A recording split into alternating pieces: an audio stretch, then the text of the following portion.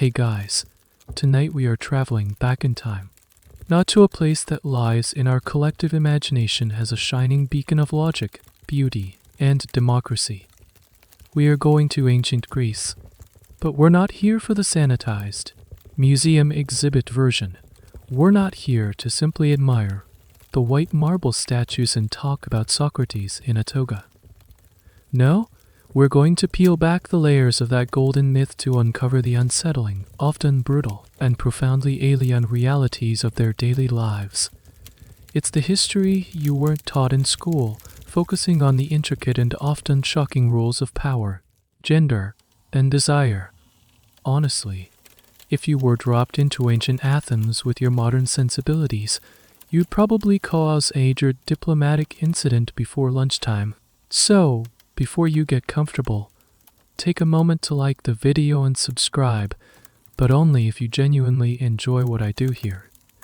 And in the comments, let me know your city and what time it is for you. I love seeing where you're all listening from.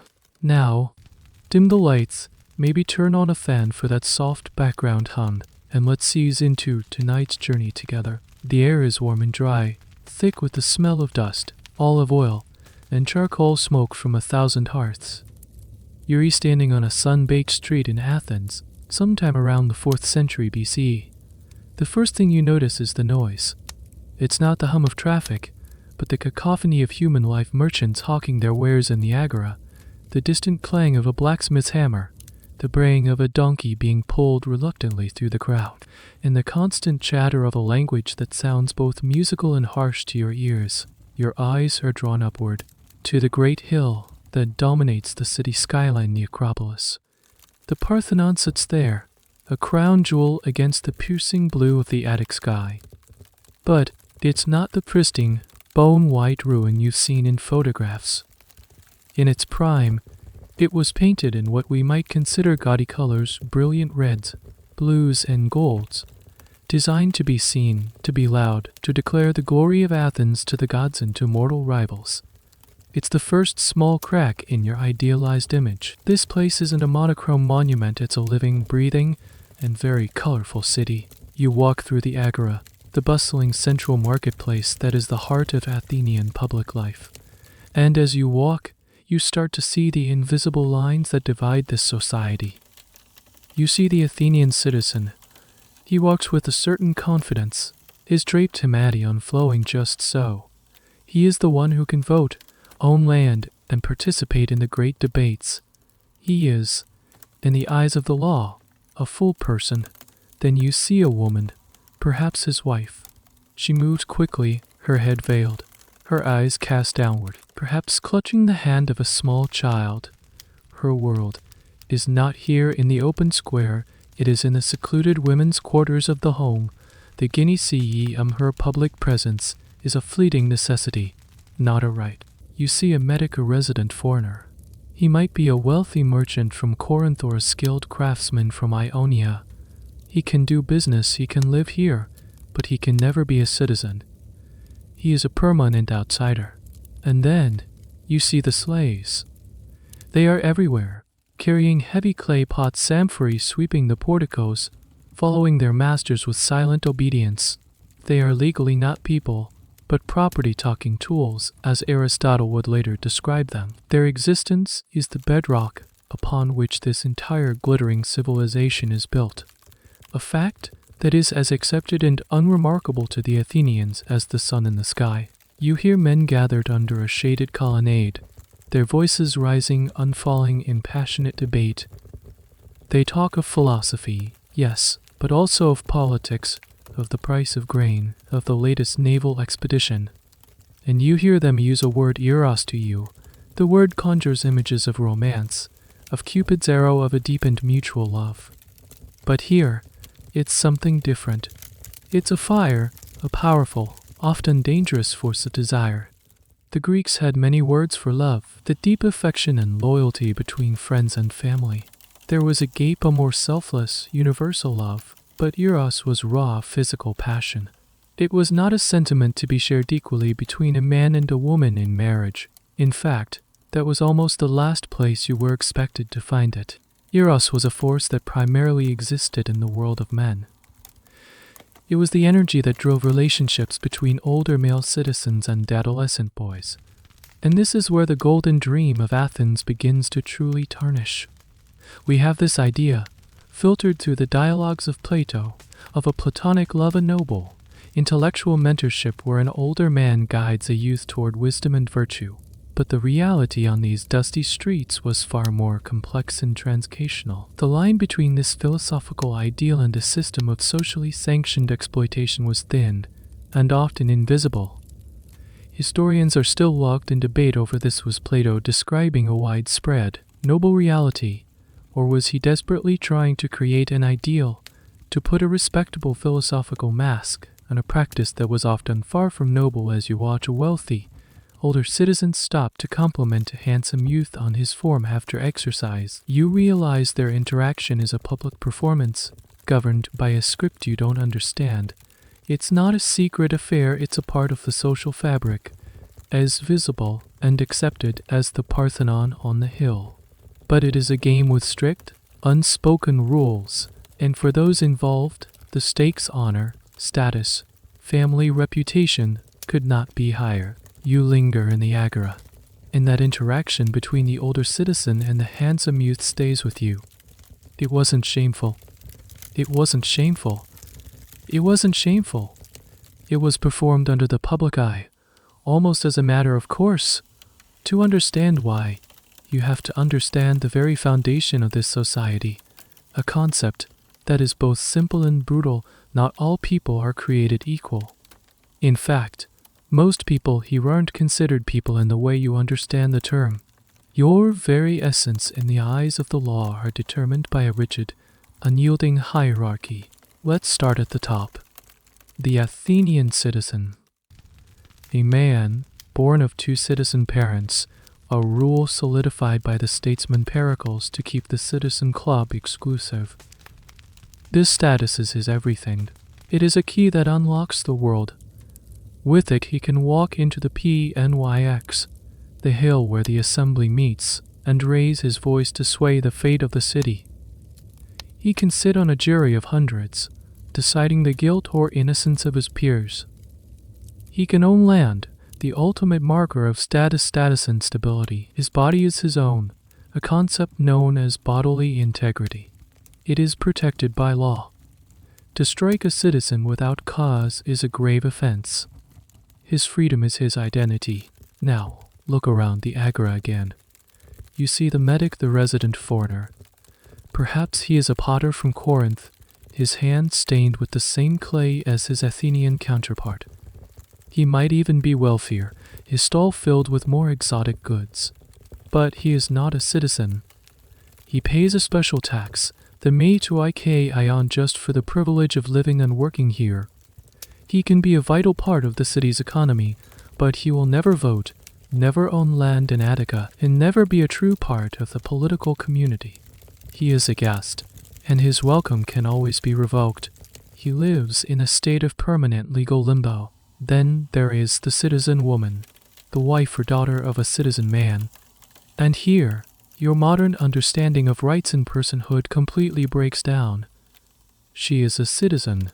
Yes, but this status does not grant her a right, it assigns her a function. Her purpose is to be a vessel, a conduit through which her father's lineage and her husband's lineage can produce a new generation of legitimate citizen sons. Legally, she is not an independent actor. She spends her entire life under the control of a male guardian, her Kyrios, first her father, then, upon marriage, her husband. He conducts all her legal and economic business. The dowry she brings to the marriage is not hers, it is administered by her husband and must be returned to her family. If the marriage is dissolved, a clever economic mechanism to protect the assets of her birth family, but not to empower her. She is part of the oikos, the household, which is the fundamental unit of Athenian society. And within that oikos she is an essential, respected, but ultimately controlled piece of property, not dissimilar in legal standing to the house itself or the farmland. This is one of the great, quiet tragedies of Athens. The men who debated the abstract nature of freedom with such eloquence in the Agor went home to a household where their wives had none. Finally, you see the slave. They are the foundation of it all. Without them, the citizen would have no time for politics or philosophy. He would be working his own fields. The slave has no curios because they need no guardian.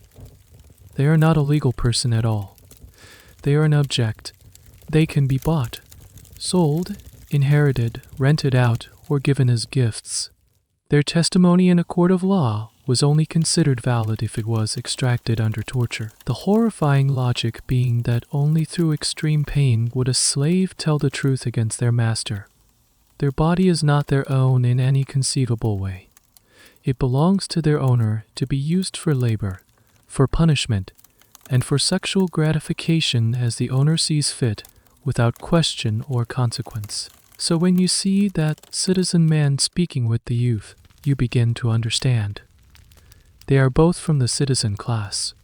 They both possess a body that is, in theory, their own.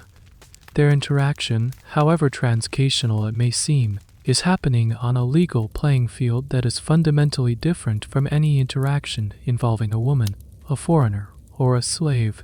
It is a negotiation between two full people, or at least one full person and one future full person. Historians still debate how much these stark, legal realities reflected the emotional, day-to-day life within a family.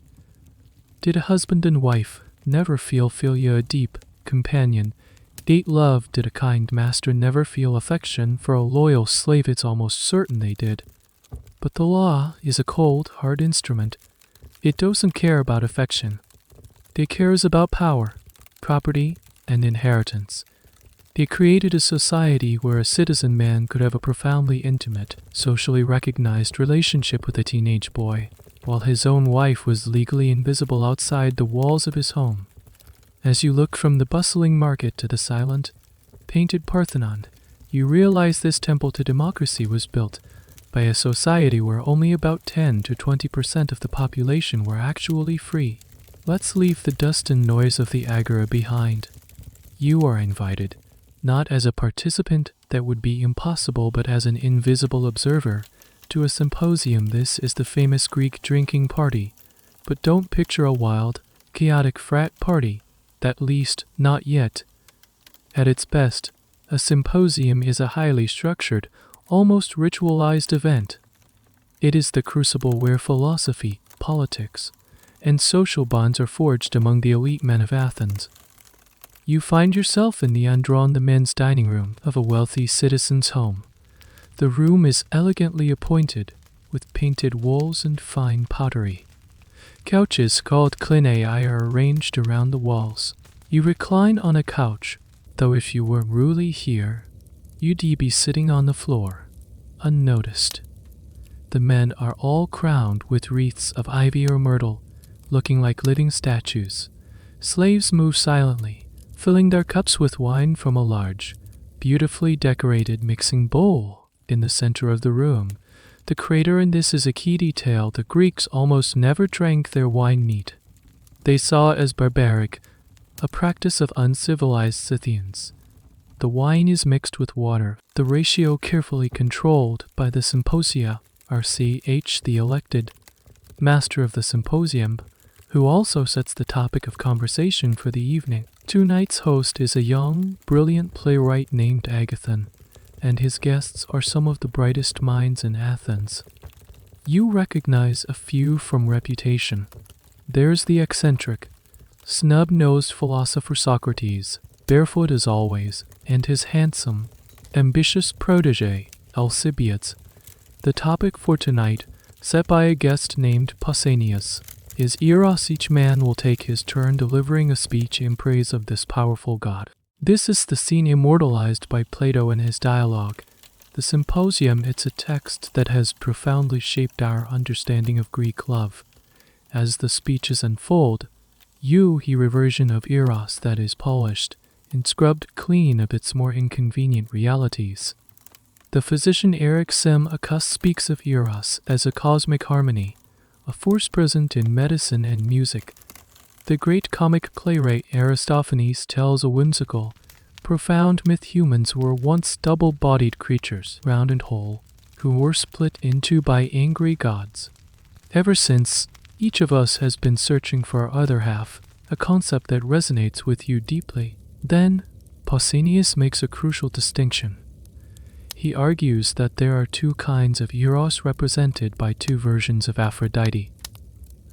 There is the common Aphrodite, born of both male and female, who presides over a base physical desire. This is the love one might feel for women or for boys indiscriminately, focused only on the body and immediate gratification. It is, he implies, a lesser form. Then there is the heavenly Aphrodite, born only of a male source, Uranus. Nobler Eros, this love, he says, is directed exclusively toward adolescent boys. His reasoning is a window into the Athenian mindset. He argues that this heavenly Eros is superior because boys possess a stronger, more rational nature than women.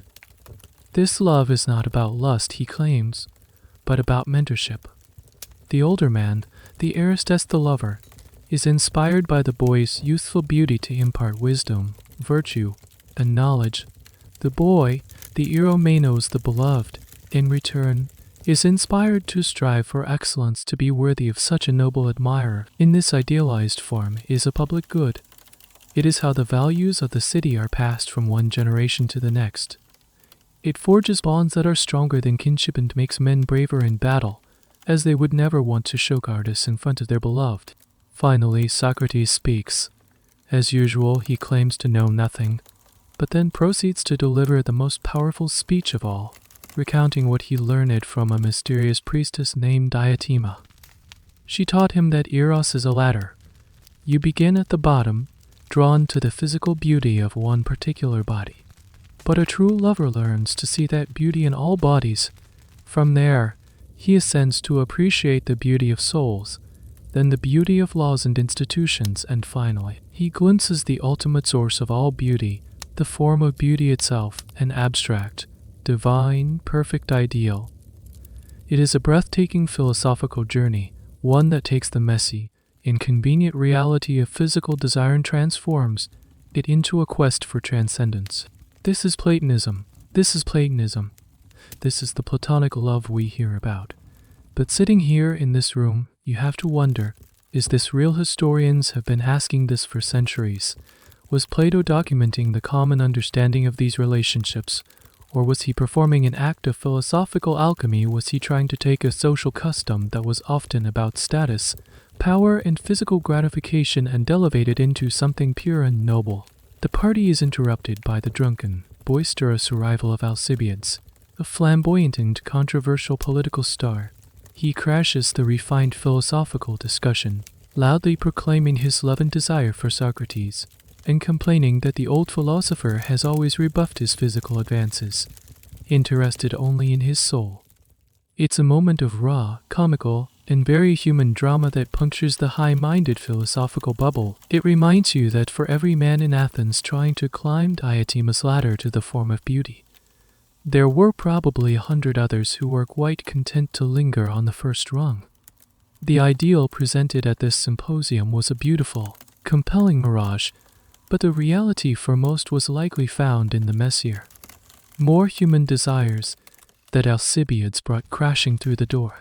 You leave the rarefied air of the symposium and return to the streets, the philosophical echoes of Diotima's ladder fading against the grittier reality of daily life.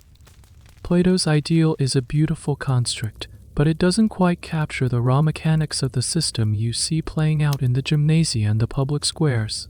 To understand it, you need to step into the shoes of the Eratosthenes the lover. You are a respectable Athenian citizen, perhaps in your 30s or 40s, of course with children who will one day inherit your property and your citizen status. Your role as a husband and father is a duty to your oikos and to the state. But your emotional, social, and, yes, erotic life finds its most public and significant expression elsewhere.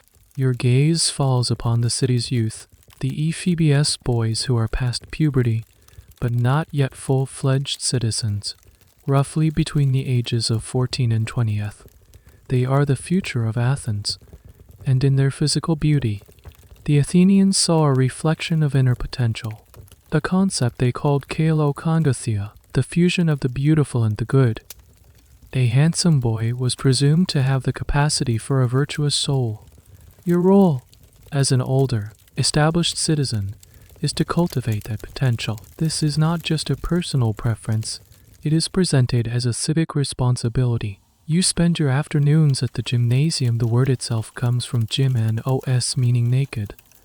Here, men and boys exercise, train for athletics, and socialize, all in the nude.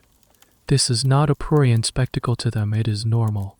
The human body, particularly the athletic male body, is celebrated and admired. It is here that you identify a potential eromenos, a beloved. He isn't just any boy. He must be a citizen of good family. His beauty is the first thing that attracts you, but his family's reputation and his own burgeoning character are just as important.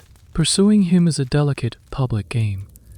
You can't just approach him directly with crude propositions. That would be seen as dishonorable, driven by base lust, the common eros that Pausanias spoke of. You must demonstrate that your intentions are noble. You become a mentor. You are his guide to the complex world of Athenian politics and society. You invite him to listen to debates in the agora. You advise him on his studies in rhetoric and philosophy. You compose poetry in his honor. You give him gifts, not money, which would be a vulgar transaction suggesting prostitution, but respectable gifts that reflect your honorable intentions. A prize fighting cock, a symbol of courage, was a classic choice. A fine hunting dog was another. These gifts say, I wish to cultivate your manlines, your Andrea. Your ultimate goal is his affection and respect. His philia, the physical aspect of the relationship, is a complicated, undebated point, both then and now. The ideal, as articulated by Plato and others, was that the Eratosthenes should exercise restraint. His desire for the boy's beauty should be a catalyst for mentorship, not an end in itself. To be ruled by lust was to be unmanly and weak. However, the sheer volume of art, especially vase paintings and comedic literature depicting explicit sexual acts between men and boys, tells a different story. This is where the debate among historians rages. Some scholars, taking Plato at his word, argue that the physical consummation of the relationship was seen as shameful, especially for the boy, and that the ideal of restraint was the prevailing norm. Others argue that this is a naive reading. They point to the vase paintings and the works of poets who were far less high-minded than Plato, suggesting that the physical aspect was common, expected, and simply part of the package. They argue Plato was engaged in a project of rebranding the practice, making it more philosophically defensible. A third school of thought suggests that the rules were intentionally ambiguous. The relationship was allowed to be physical, but everyone had to maintain the public fiction that it was purely about mentorship and virtue. It was a social hypocrisy that allowed desire and duty to coexist. As the Eratosthenes, your own reputation is on the line. If you are seen as being too aggressive, too focused on the physical, you will be shamed. You are meant to be the dominant, active partner, in control of your desires. Your role is to pursue, to mentor, to desire. The boy's role is to be pursued, to be admired, to yield honorably. This structured inequality is central to the entire affair. It is a power dynamic, but one wrapped in the language of education and civic virtue. You are not just a man pursuing a boy, you are the present of Athens shaping its future. And in this context, your actions are not just personal, they are a performance of your status, your wisdom, and your commitment to the city itself. It is your most important social project outside of your own household. Now, let's flip the perspective. It's a jarring shift, like turning a finely sculpted statue around to find the back is unfinished and rough. You are no longer the confident, pursuing citizen. You are now the eromenos, the beloved. You are 15 years old. Your body is changing, growing stronger from your training in the wrestling school. The Paula Estra, your mind is sharp, filled with the lessons of rhetoric in the verses of Homer. You are on the cusp of manhood, and you are acutely aware that you have become the object of intense scrutiny. When you walk through the agora or exercise at the gymnasium, you feel the weight of gazes upon you. Older men, respected military leaders, powerful politicians, thoughtful philosophers are watching. Their attention is both a burden and a form of validation. To be admired by such men is a sign that you are seen as promising. It is an honor. Your father points this out to you.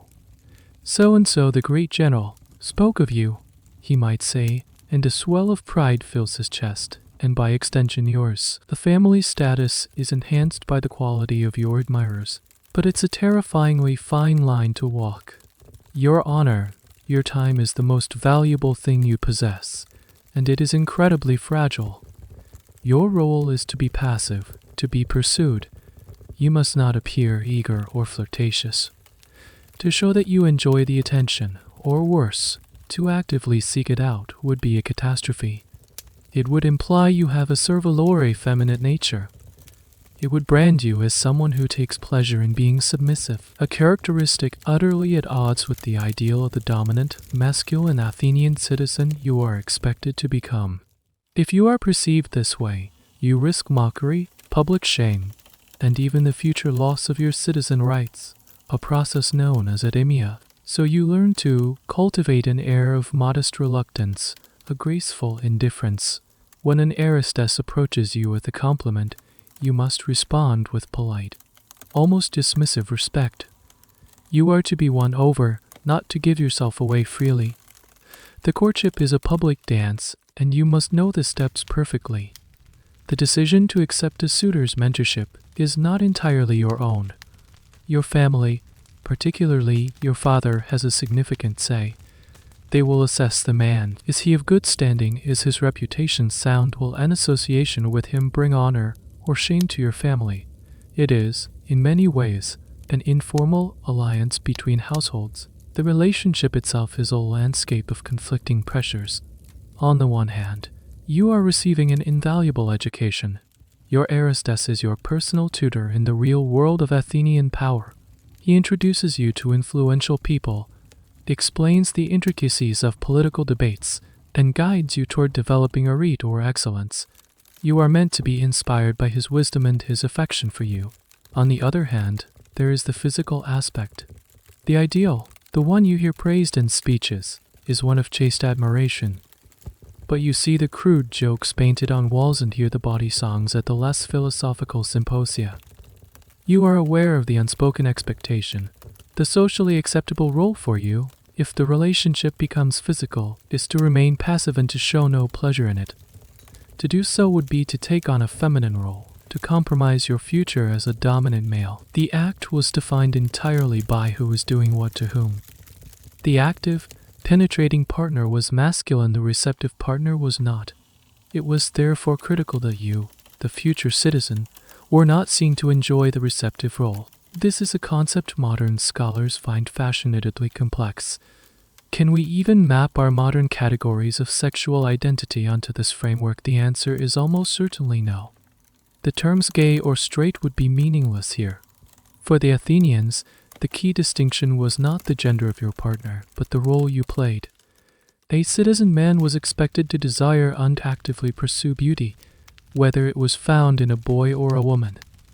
The constant was his active, dominant role. For you, the eromenosa, this period of your life is a temporary, transitional phase. Once you come of age, you will leave the role of the beloved behind. You will marry, have children, and become an aristos yourself, completing the cycle. But for now, you are caught in this strange gilded cage. You are celebrated for your beauty, but you must not enjoy the celebration. You are pursued by powerful men, but you must show no eagerness. You are the object of a desire that is framed as a civic virtue, a desire that is supposed to build your character.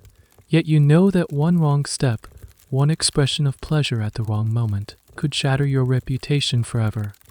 You are a symbol of potential, a vessel for the city's hopes. That you are also a boy walking a tightrope of honor over a chasm of public shame. Let's zoom in on this strange courtship.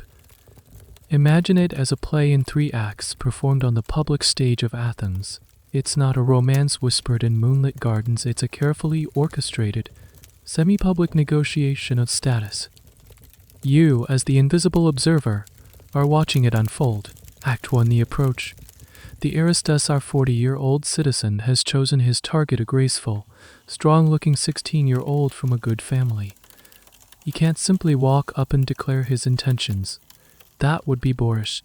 Instead, he begins a campaign of casual, yet pointed presence.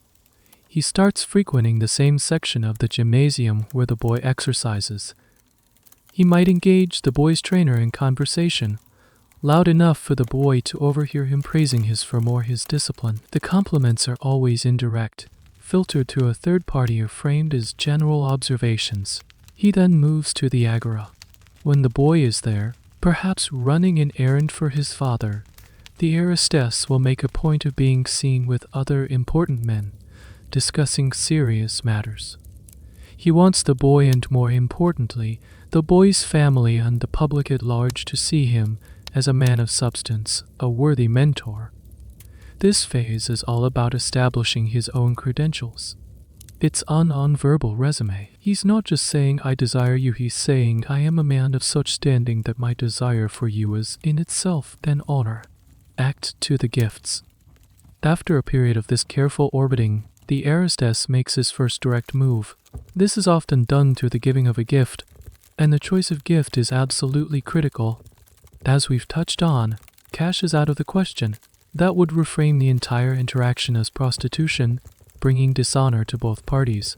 The gifts must be symbolic.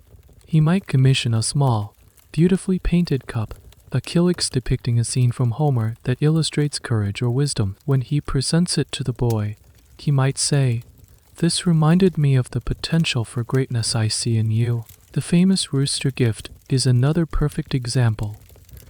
Cocks were symbols of virility, aggression, and courage. By giving the boy a prize-fighting cock, the Eratosthenes is symbolically bestowing these masculine virtues upon him. He is nurturing the boy's development into a proper man. A hare was another common gift, often associated with its swiftness and perhaps as a sly nod to the hunt of courtship. This gift-giving is a language. Each object is a sentence in a long, carefully composed paragraph. The boy's acceptance of the gift is his first signal that the courtship is welcome. His polite refusal would be a gentle but firm rejection. Act 3, the public declaration. If the boy accepts the gifts and the mentorship begins, the relationship becomes more public. The Eratosthenes will now openly act as the boy's guide. He will walk with him through the agora, pointing out the mechanics of a lock, or the subtleties of a political speech. He will invite him to the less raucous, more philosophical symposia, seating the boy near him. This is the ultimate declaration: this youth is under my wing. I am responsible for his civic education. But what about the physical side of things? The one ancient sources are both obsessed with and coy about. The Athenians had a curious, almost architectural metaphor for it. The boy's consent was often framed as a locked door. The Eratosthenes was the suitor at the door, pleading to be let in. A famous image on a vase painting shows a man offering a bag of what is likely money to a boy, who responds with a look of disdain. This is the wrong key. Another image shows an Eratosthenes offering a heron to roosters, while touching the boy's chin in a gesture of supplication. This is the correct, honorable approach. The consummation of the relationship, if it happened, was meant to be seen as the Eratosthenes finally persuading the boy to grant him a favor. A chariot was a concession from the boy, not a mutual act of passion. The boy yielded, but did not desire. This preserved the boy's honor. He had not been conquered by lust, but had gracefully bestowed a favor upon a worthy and persistent admirer. The entire performance was designed to protect the boy from the taint of effeminacy. There's a strange and telling piece of Athenian slang for a boy who was considered too available or who seemed to enjoy the courtship too much. They were compared to a public drinking cup, available for anyone's use. The insult highlights the core anxiety of the whole system. The boy's value was in his exclusivity and his honorable resistance. Historians debate whether this elaborate performance was a genuine reflection of their values or a necessary social fiction. Did people actually believe that giving a boy a chicken was a noble act of mentorship, or was it a universally understood code? For I want to sleep with you, the most likely answer is both. The code, the ritual, was what separated the entire practice from mere animal lust. It elevated a potentially exploitative power dynamic into a pillar of the educational system. The transaction was real, but it was laundered through the language of honor, duty, and civic virtue, making it not just acceptable, but essential to the functioning of their world. The cycle of mentorship and desire you've been observing is a central thread in the public life of the Athenian man. But it's only one half of his world. At some point, usually around the age of 30, after his most intense years as an Eratosthenes are likely behind him, he undertakes a very different kind of union. He gets married, and if the courtship of a boy was a public drama of passion and dedication, marriage is a quiet, practical, and deeply unromantic business transaction. You are now a citizen, ready to establish your own oikos, your own household. Your primary motivation for marrying is not love, companionship, or emotional fulfillment. It is duty. Your first duty is to the state to produce legitimate children who will become the next generation of citizens and soldiers. Your second duty is to your lineage to ensure your family name and property are passed down. Your marriage is, in essence, a contract between your family and another citizen's family. The process begins with the immerses, a betrothal ceremony. It is a verbal contract made between you and your future father-in-law. The bride-to-be is often not even present. You will shake hands with her father, and he will say a line that is chilling in its simplicity and clarity. I give you this, my daughter, for the plowing of legitimate children. The agricultural metaphor is stark and intentional. Your wife is the field, you are the plow, the purpose is the harvest of a son. Your bride is likely a girl you barely know. She may be a cousin, as marriages within extended families were common to keep property consolidated. She is also significantly younger than you. A typical age for a first-time bride was around 14 or 15, while you are 30. This age gap is not a coincidence, it is a structural feature of the system. It ensures that she enters your home with no worldly experience, no power base, and a personality that can be easily shaped to the needs of your household. She is a blank slate upon which the duties of a wife and household manager will be written. A key part of the marriage contract is the dowry. The S3X, her father provides you with a sum of money or property or both. This is not a gift to you. Legally, it still belongs to her original family. You are its administrator, and you are expected to use its revenue to support her. If you divorce her, or if she dies without producing a son, the dowry must be returned in full to her father or his heirs. This was a powerful incentive against casually divorcing a wife. It also acted as a form of life insurance for her. But make no mistake, it was not her money. She had no control over it. It was a financial link holding the two families in a state of mutual obligation. The wedding itself, the gamos, is a ritual of transition. It involves sacrifices, a feast, and the symbolic journey of the bride from her father's house to yours. She is carried in a chariot at night, a procession lit by torches, surrounded by her family and friends, singing nuptial hymns. It is a moment of public celebration, but also of great sorrow for the young bride. She is leaving the only home she has ever known to enter the domain of a man who is practically a stranger. One of the most poignant, and frankly weird, little rituals of the wedding day involve the bride being given a quince, a type of fruit, to nibble on before entering the bridal chamber. The law, attributed to the great statesman Solon, supposedly mandated this. Why a quince? Scholars have puzzled over this for ages. Was it a symbol of fertility? Was it meant to make her breaths sweet? One theory is that it was simply a symbolic act of her accepting sustenance and new life from her husband's world. It is a small, strange detail that underscores the alien nature of this entire process. It's not about two people choosing to build a life together. It's about one person being formally transferred from one household to another, her identity and future now completely tied to yours. In the eyes of Athenian society, your real emotional and intellectual connections remain with the men in the agora and the gymnasium. Love, if it grows, is a fortunate but entirely unexpected bonus. Your marriage is complete. The contract is sealed, the dowry has been transferred, and your young wife is now part of your household. But her arrival does not fundamentally change the rhythm of your social life. Your world remains firmly centered outside the home, in the public spaces where only men are welcome. And the primary venue for your adult social life is the symposium. We return to this scene, but this time, you are the host. You've had a successful week of business in the port of Perseus, and you want to gather your friends, your political allies, your intellectual sparring partners, the men who form your network of influence. The invitations are sent. Preparations are made. Your wife oversees the slaves as they prepare the food and arrange the undra on the men's quarters.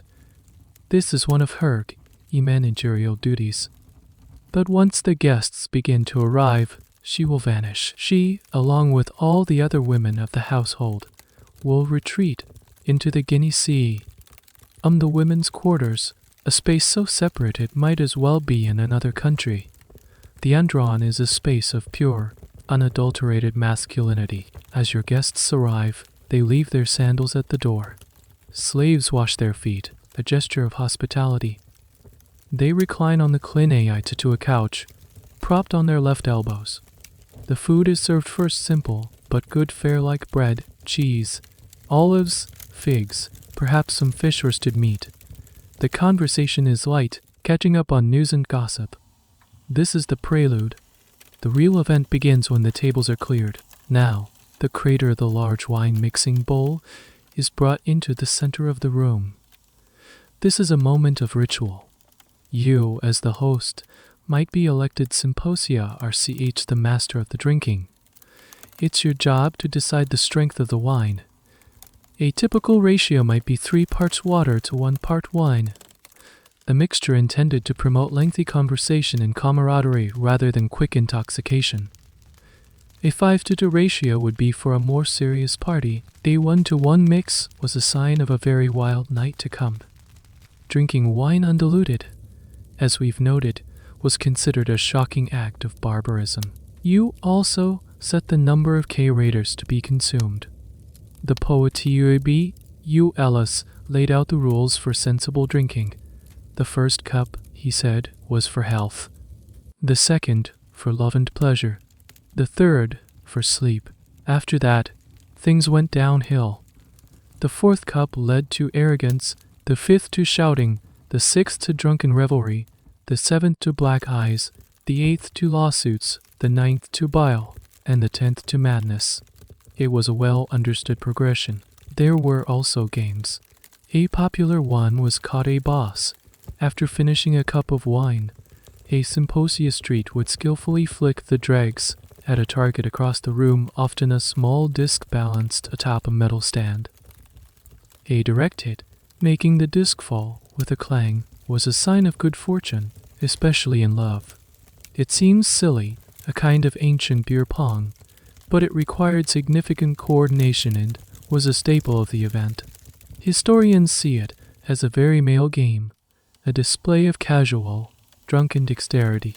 As the night wears on and more K-raters are emptied, the atmosphere loosens. The conversation becomes more boisterous, the songs more bawdy. This is the side of the symposium that the philosopher might frown upon, but it was essential for bonding. It was here, in this state of controlled inebriation, that men affirmed their friendships, tested their rivalries, and reinforced the shared values of their class. They were all in it together, a privileged brotherhood sealed off from the rest of the world, and all a while, just a wall away, your wife sits in the near silence of the Guinea Sea. She might hear The muffled sound of their laughter, the chorus of a drinking song, the clang of the Kade bus target being hit. It is the soundtrack to a world she can manage but never enter.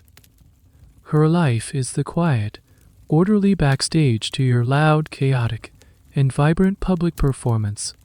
The symposium is a perfect metaphor for the Athenian male citizen's life, a world built and sustained by women from which they were completely undoubtedly excluded. Let's push open a door that is rarely seen in the grand narratives of history. We leave the lamplit, wine-scented air of the Andron and cross a silent courtyard. We are entering the Guinea Sea of the women's quarters. The shift in atmosphere is immediate and profound. The air here is cleaner, filled with the scent of wool and olive oil from lamps, not spilt wine. The sounds are muted, the soft rhythmic clatter of a loom, the murmur of quiet conversation, the cry of a baby. To understand this world, you must become the person at its center. You are no longer the citizen, the philosopher, or the host. You are now a 15-year-old girl, the new bride we saw transferred from one house to another. Your name is, for the sake of our story, Lyra. Just a few weeks ago, your world was your father's home, a familiar space where you played with your siblings, unlearned the skills of a future wife, under your mother's tutelage. Now, you are in a stranger's house. A man twice your age, whom you had met only briefly before the wedding, is a remote and powerful figure. He is your Kyrios, your lord. His world is the agora, the gymnasium, the symposium. Your world is this set of rooms. Your legal status has been sealed, but your social standing within this new oikos is still fragile. You have one overriding, all-important duty to produce a male heir. Until you have fulfilled this duty, your position in the household is probationary. The birth of a daughter is a welcome event, but it does not secure your place. It is a son, a legitimate citizen son, who will cement your role as the despot, the mistress of the house. The pressure is immense, a silent weight on your young shoulders. Your new home is designed for separation. The house is typically built around a central courtyard with the public-facing rooms, like the Andron near the entrance. The Guinea Sea is located in the most secluded part of the house, often on an upper floor, as far away as possible from the street and the eyes of male visitors. This physical seclusion is a manifestation of a powerful social ideal. The honor of a respectable woman was directly tied to her invisibility. In his famous funeral oration, summed it up perfectly. The greatest glory for a woman, he said, is to be least talked about by men, whether for praise or for blame. Your goal is to be unseen, unheard, and unmentioned. You are not entirely alone, of course. You are surrounded by the household slaves. They are your companions, your helpers, and your subordinates. You learn quickly to manage them, assigning tasks, overseeing the stores of food and cloth, and maintaining order. The relationship is complex. An older, trusted female slave might become a confidant, a source of comfort and practical wisdom. But the power dynamic is always present. You are the mistress, they are property. This is your first taste of real authority, an authority you exercise within the confines of your gilded cage. One of the more peculiar and debated aspects of your new life is the 5-foot rule. Some ancient sources, like the order Lysias, mention a law that supposedly regulated how far a woman could travel from her home. One interpretation is that a woman couldn't take more goods with her than could fit under her arm, or travel with more than one servant after dark, unless she was in a wagon. Another interpretation suggests a more literal limit on movement. Did they really measure the distance? Probably not. Historians are still puzzling over the exact meaning. But what is clear is that the spirit of the law was confinement. Your movements were restricted. You might go to a neighbor's house to help with a birth, attend a family funeral, or participate in one of the few women-only religious festivals. But a casual stroll to the agora for shopping unthinkable. That was the domain of slaves or lower-class women who had no reputation to lose. Your public appearances are rare, scripted, and always for a specific, socially sanctioned purpose. Your world has shrunk from a city to a single building. The sun rises over Athens, its light catching the high columns of the Parthenon. For your husband, it signals the start of another day in the bustling public life of the city. For you, Lyra, it signals the start of another long, quiet, and profoundly repetitive day in the Guinea Sea. Your life is a tapestry woven from a few simple, endlessly repeating threads: management, production, and waiting. Your day begins early. You oversee the doling out of the day's rations to the household slaves: grain for bread, a little oil, perhaps some olives or figs. The storeroom is your domain. You hold the keys, a potent symbol of your authority within the house. You are responsible for knowing exactly what the household owns, from large jars of olive oil down to the last handful of lentils. Waste is a failure of your management. A well-run, prosperous household is a direct reflection of your competence as a despot. After the morning's administrative tasks, you turn to the central activity of your life, and the life of almost every respectable woman in ancient Greece: weaving. The loom is the anchor of the Guinea Sea amidst a large, upright wooden frame, and the rhythmic thump-clack of the weaving shuttle is the constant background noise of your world. From dawn until dusk, you and your female slaves are spinning wool into thread, into cloth. This is not a hobby, it is a vital economic contribution to the household. The cloth you produce clothes your entire family, your husband, your children, and the slaves. Any surplus can be sold, providing a small but important stream of income. The act of weaving is saturated with cultural meaning. In the Odyssey, the faithful wife, Penelope, holds off her greedy suitors for years by weaving a burial shroud for her father-in-law, cleverly unraveling her work each night. She is the archetypal good wife, and her loom is her weapon and her shield. Her skill and devotion are embodied in her weaving. For you, the act of creating strong, well-made cloth is a direct expression of your virtue. It is your form of excellence. It demonstrates your industry, your discipline, and your devotion to your oikos. Your world is intensely sensory, but the sensations are all domestic. The rough, oily feel of raw wool in your fingers, the smell of the lanolin as you spin it, the sight of the vibrant colors: saffron yellow, madder reed, indigo blue, as the threads come together to form a pattern.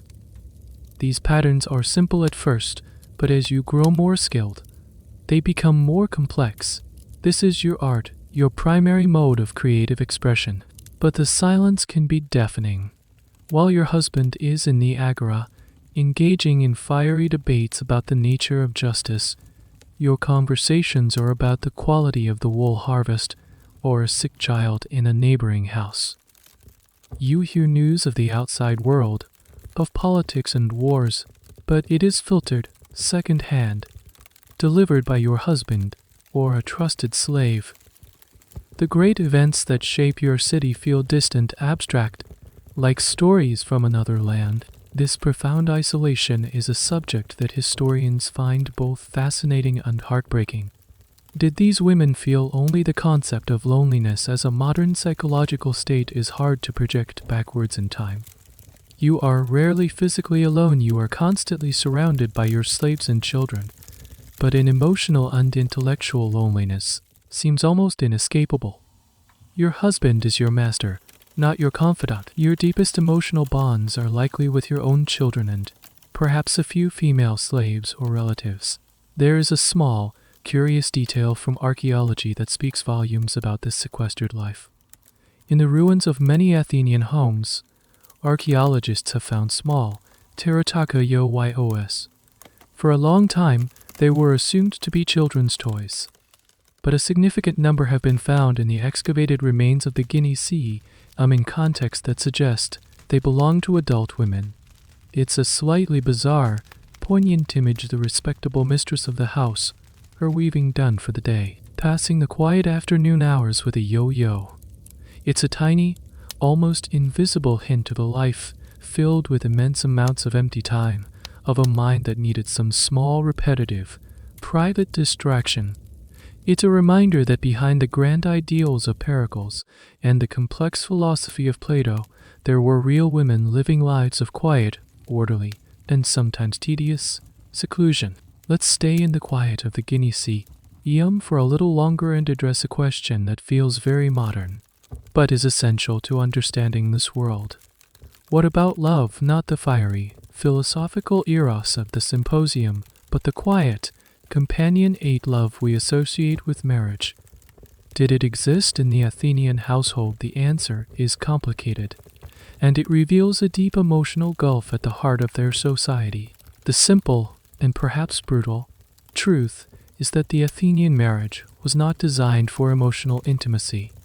As we've seen, it was a practical arrangement. You, the husband, were a citizen fulfilling a duty. Your wife, Lyra, was the means to that end. The entire structure of your lives worked against the formation of a deep personal bond. You live in different spheres. Your day is spent in the sun-drenched, competitive, public world of men. Her day is spent in the enclosed, domestic, female world of the home. You see her at meals, which you likely take separately or with her in a subordinate position. You see her when you require her managerial skills for the household. Then you see her in the bedroom for the express purpose of procreation. The plowing of legitimate children was not a poetic flourish, it was a job description. The act itself was framed by duty, not mutual desire. Your eros was expected to be directed elsewhere historically, toward the use of the gymnasium. Think about the sheer lack of common ground. You are 30, she is 15. Your education has been in rhetoric, politics, and warfare. Her education has been in weaving and household management.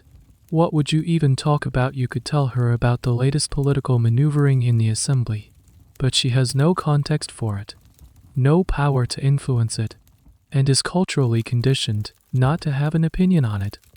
She could tell you about a problem with the loom or a dispute between two slaves, but to you, these are minor domestic trifles, far removed from the important matters of the city. A vast chasm of age, education, and life experience separates you. This isn't to say that no Athenian husband and wife ever felt affection for each other. The playwright Euripides, known for his psychologically complex female characters, wrote lines that hint at a deeper bond. In his play Alcestis, a wife chooses to die in her husband's place, and his grief is portrayed as genuine and devastating. Funeral inscriptions sometimes express profound sorrow from a husband for a deceased wife, praising her for her loyalty and her fine management of the home. A famous and touching example is a relief showing a deceased woman, Heetso, being handed a piece of jewelry from a box by her slave, a quiet, intimate, domestic scene chosen to represent her for eternity. These were likely expressions of philia, a deep, familial affection, a love born of shared life and mutual respect for each other's roles. A man could certainly come to deeply value his wife for her loyalty, her competence, and for the children she gave him. She was his partner in the great project of the oikos, but this is a different emotional texture from what we think of as romantic love. It is a love born of function and familiarity, not of passion or a meeting of minds. One of the most revealing pieces of evidence for this emotional vacuum comes from a treatise written by the historian Xenophon, called O Economicus in it. A wealthy gentleman named Ischomachus describes how he trained his young wife. He speaks to her as one would to a particularly promising but completely ignorant student. He explains her duties, the layout of the house, and the importance of her role with a kind of patient, paternalistic condescension. He praises her when she learns her lessons well. At one point, she asks him, with genuine innocence, how she can help him increase the family's wealth. He replies that her best contribution is simply to do the tasks assigned to her by him, by the gods primarily, to be a good household manager. The conversation is entirely about her function. There is no hint of a shared emotional life or a partnership of equals. This is a point where historians have long debated the real emotional climate versus the prescribed one. Words anything empiricals just describing the ideal, while in reality, marriages were much warmer and more intimate it's possible. We are, after all, dealing with sources written exclusively by elite men. We have no letters from Lyra. We cannot hear her side of the story, but the overwhelming weight of the evidence, the legal structures, the social segregation, the educational disparities all point to a system where the emotional expectations for marriage were profoundly low. Affection was a happy accident. Respect was for her role, not necessarily for her person. The true emotional vacuum was hers to endure, in the quiet rooms where the loom kept its steady, lonely rhythm. For most of the year, your life as an Athenian wife, Lyra, is a cycle of seamless, unchanging routine. The walls of the Guinea Sea are the boundaries of your existence. But for a few precious days each year, those walls dissolve. This is the time of the SM-ophoria, one of the most important and strictly women-only religious festivals in the Athenian calendar. It is your brief, sanctioned escape. The festival is held in autumn in honor of the goddess Demeter and her daughter Persephone. Demeter is the goddess of the harvest and agriculture. The very plowing your marriage was meant to serve. The myth behind the festival is one of female grief, power, and reunion. Persephone was abducted by Hades, the god of the underworld. Demeter, wild with sorrow, searched the earth for her, and in her grief, she forbade the earth from producing any crops. The world began to starve, was forced to intervene, brokering a deal where Persephone would spend part of the year with her husband Hades and part of the year on earth with her mother. Her return each spring brings the world back to life. The SM-ophoria is a ritual reenactment of this myth, but with a focus on Demeter's sorrow in the dark, fertile power of the earth. It is exclusively for citizen wives. Men are forbidden from even witnessing the rituals on pain of severe punishment. Even the location of the main rites was on the PNYX Hill, the very place where the men held their democratic assembly. For these 3 days, the women take over the symbolic heart of male political power. Your preparation begins days in advance. You and the other women of your deme or district elect leaders to preside over the festival. This is a rare taste of civic organization. On the first day, called an Odos the Way Up, you and thousands of other women leave your homes in a great procession, carrying sacred objects and supplies, and descend the PNYX.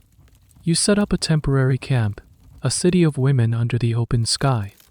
The feeling must have been intoxicating, a sudden, shocking freedom from the confines of the house and the gaze of men. The second day is the most solemn and bizarre. It is called Nesti, i.e. the fast. You and the other women fast, sitting on the ground on mats of chastity, inducing plants. The mood is one of mourning, mirroring Demeter's grief. The central ritual of this day is truly strange. Months before, specially chosen women had thrown piglet carcasses, along with other symbols of fertility like pinnacones and cakes shaped, like genitalia, into a deep chasm or pit. Now, on the day of the fast, other balers are lowered into these pits to retrieve the decayed, put-ray feed remains. This rotting, organic matter is then brought up, placed on the altar, and later mixed with the seed grain for the autumn sowing. Historians and anthropologists have been fascinated by this ritual for generations. What on earth was it about the prevailing theory is that it was a powerful act of sympathetic magic. The pigs, symbols of fertility, were given to the underworld, just as Persephone was. Their decayed flesh, brought back to the surface, represented the cycle of death and rebirth.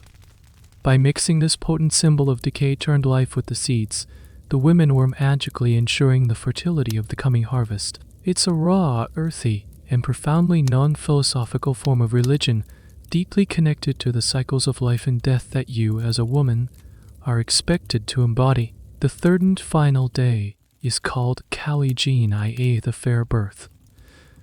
The fasting ends. The mood shifts from mourning to celebration. You feast. You sacrifice to the goddesses. You exchange ritualized, jesting insults with one another, a practice thought to ward off evil spirits, and you pray for your own fertility, then the fertility and the fertility of the land. It is a day of joyous, raucous female solidarity. For you, Lyra, these 3 days are a different universe. You are not a subordinate wife. You are a full participant in a sacred and vital civic ritual.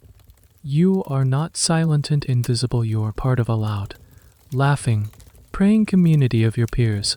You are not managing a household. You are helping to secure the prosperity of the entire city. For these 3 days, you hold the city's future in your hands, just as Demeter did.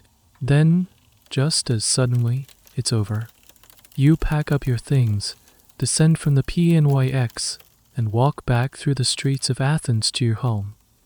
You cross the threshold, and the familiar quiet of the Guinea Sea envelops you once more. You are back to being a wife, a manager, a mother. The brief, brilliant flash of freedom and collective power recedes, leaving you with the memory and the quiet hum of the loom.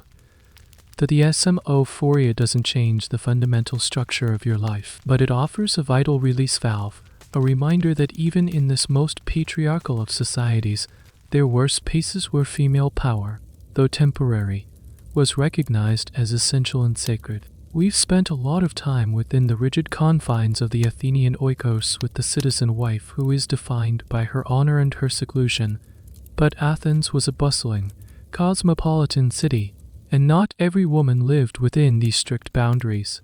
Now let's step back into the world of men, into the smoky, wine-scented air of the symposium, because there is another type of woman who is allowed to enter this space. She is the hetaira.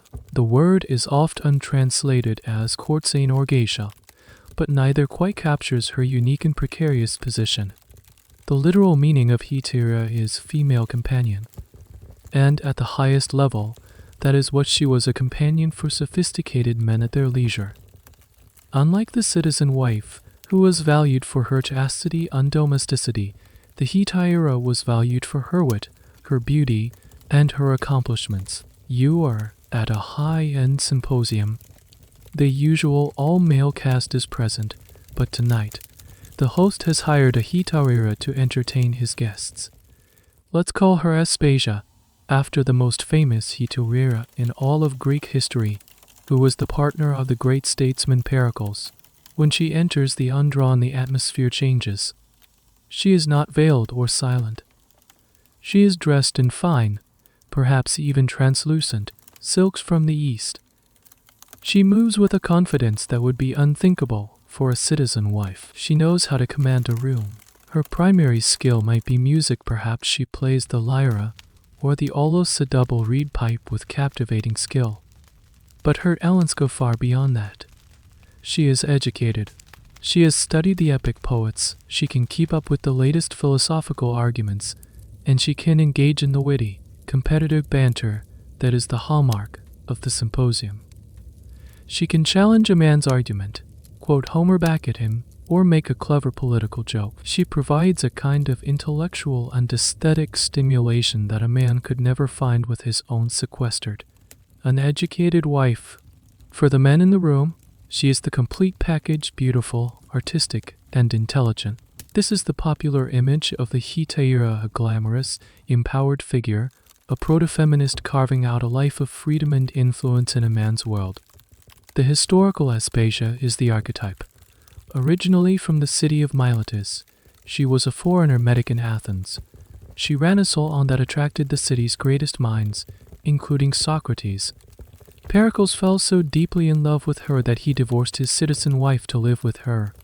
But their partnership was long-standing and, by all accounts, a meeting of intellectual equals. Comic playwrights, the tabloid journalists of their day, mercilessly mocked Pericles for being henpecked and accused Aspasia of writing his speeches for him. But this glittering image is a dangerous mirage. It represents the absolute pinnacle of a profession that was, for most, far less glamorous and far more perilous. The life of a hetaira was one of constant performance and profound insecurity. First, She was not a citizen. Most hetairai were either foreigners or freed slaves. This meant she had no legal protection, no family network to defend her, and no claim to the stability that a citizen woman, however confined, possessed.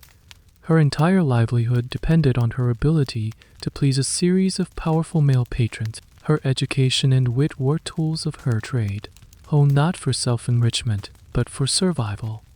She had to be more charming, more interesting, and more beautiful than her rivals. Her career was also brutally short. It was tied to her youth and beauty. An aging hetairai faced a terrifyingly uncertain future.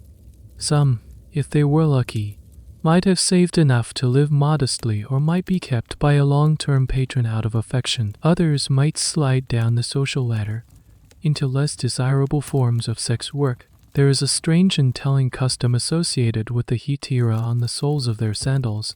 Some would have messages embossed, like a KOLOUTHI, which means follow me. As she walked through the dusty streets, she would leave this invitation imprinted in the dirt. It's a perfect metaphor for her life, a public, commercialized form of seduction, a transient message easily erased. Historians still debate the true nature of the hetairais' agency. Was Aspasia a brilliant exception, or did many hetairai wield genuine informal power? It's a difficult question to answer because, once again, all of our sources are men, and they tended to project their own fantasies and anxieties onto these women. They were either idealized as perfect companions or vilified as greedy, manipulative temptresses who could ruin a man. The reality for the average hetairai was likely somewhere in between. She was a skilled entrepreneur in a dangerous market, using the limited tools available to her body, her mind, her charm to navigate a world that offered her no safety net. She was the mirror image of the citizen wife. Her freedom was her precarity, and her visibility was her vulnerability. The glamour of the high-class hetairai like Aspasia is a thin, shimmering veil over a much harsher reality. Her life, for all its intellectual sparkle and fine linen, is still fundamentally a transaction. She barters her companionship, her wit, and her body for security and status in a world that grants her none by default. To truly understand her position, you have to look at the cold, hard economics of her profession. Her survival is a constant, delicate balancing act. Let's imagine you are shadowing a moderately successful hetairai for a month. We'll call her the Ane. The Ane is not Aspasia. She doesn't have the ear of the city's most powerful man. But she is beautiful, clever, and has managed to cultivate a small circle of wealthy patrons. Her primary goal is to secure a long-term arrangement with one of them. The single, reliable patron is infinitely better than a string of one-night clients from the symposia. A long-term arrangement provides stability. It means a guaranteed income, a place to live, and a degree of protection from the dangers of the street. The Ane's life is a performance that never ends. When she is with a patron, she must be the perfect companion, attentive, amusing, and always beautiful. This requires constant investment. She spends a significant portion of her income on cosmetics, white lead powder to lighten her skin, crushed mulberries for rouge, charcoal to line her eyes. She buys expensive, fashionable clothing. These are not luxuries, they are business expenses, essential tools of her trade. She must also manage a complex social calendar. She cannot be seen as too exclusive, or potential new patrons will be scared off. But she cannot be seen as too available, or her value will plummet. She cultivates an air of desirability through carefully managed scarcity. She might turn down an invitation to a symposium, claiming a prior engagement, even if she has none, simply to increase her perceived worth. It's a game of high-stakes poker where her body and time are the chips. The relationship with a patron is not governed by law, but by unwritten custom. It is a fragile contract. If her patron grows tired of her, or if his financial situation changes, she can be cast aside with no notice and no recourse. Her greatest fear is being replaced by a younger, newer face. This is where the distinction between a hetaira and a wife becomes brutally clear. A citizen wife, for all her confinement, has the protection of her dowry. If her husband divorces her, he must return it. This gives her family a powerful financial lever. The ane has no dowry. If her patron dismisses her, she leaves with nothing but the clothes on her back and whatever gifts he may have bestowed upon her. This is why a savvy hetaira was always focused on acquiring tangible assets. Jewelry, fine furniture, a slave of her own. These were not just trinkets. They were her savings account, her insurance policy. A famous speech from a law court case against any Harry gives us a glimpse into this world. It's a vicious character assassination of a woman alleged to be a hetaira illegally passing herself off as an Athenian citizen.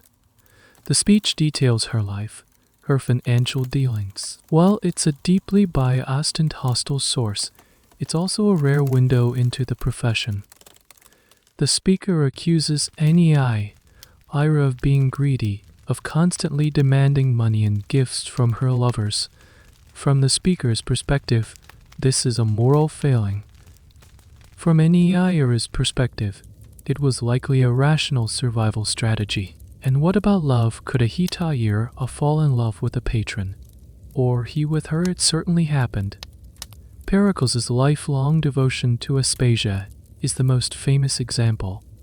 But for most, it was a dangerous complication. For the patron, falling in love with a hetaira could be ruinously expensive and socially embarrassing.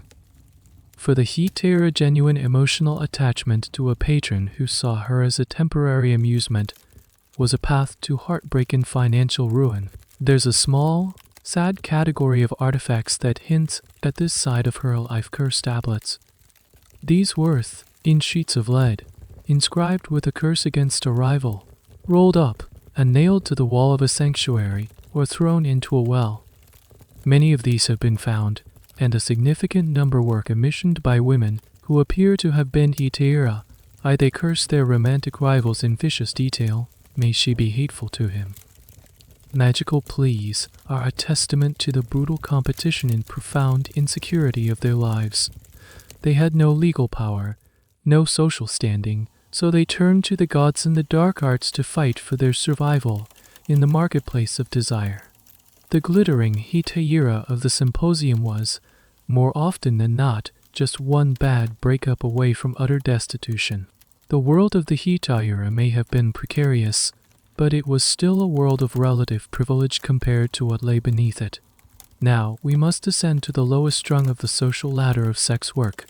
We leave the elegant and drawn and the witty conversation behind and head down to the bustling, chaotic port of Perseus, or into the cramped, noisy back alleys of Athens itself.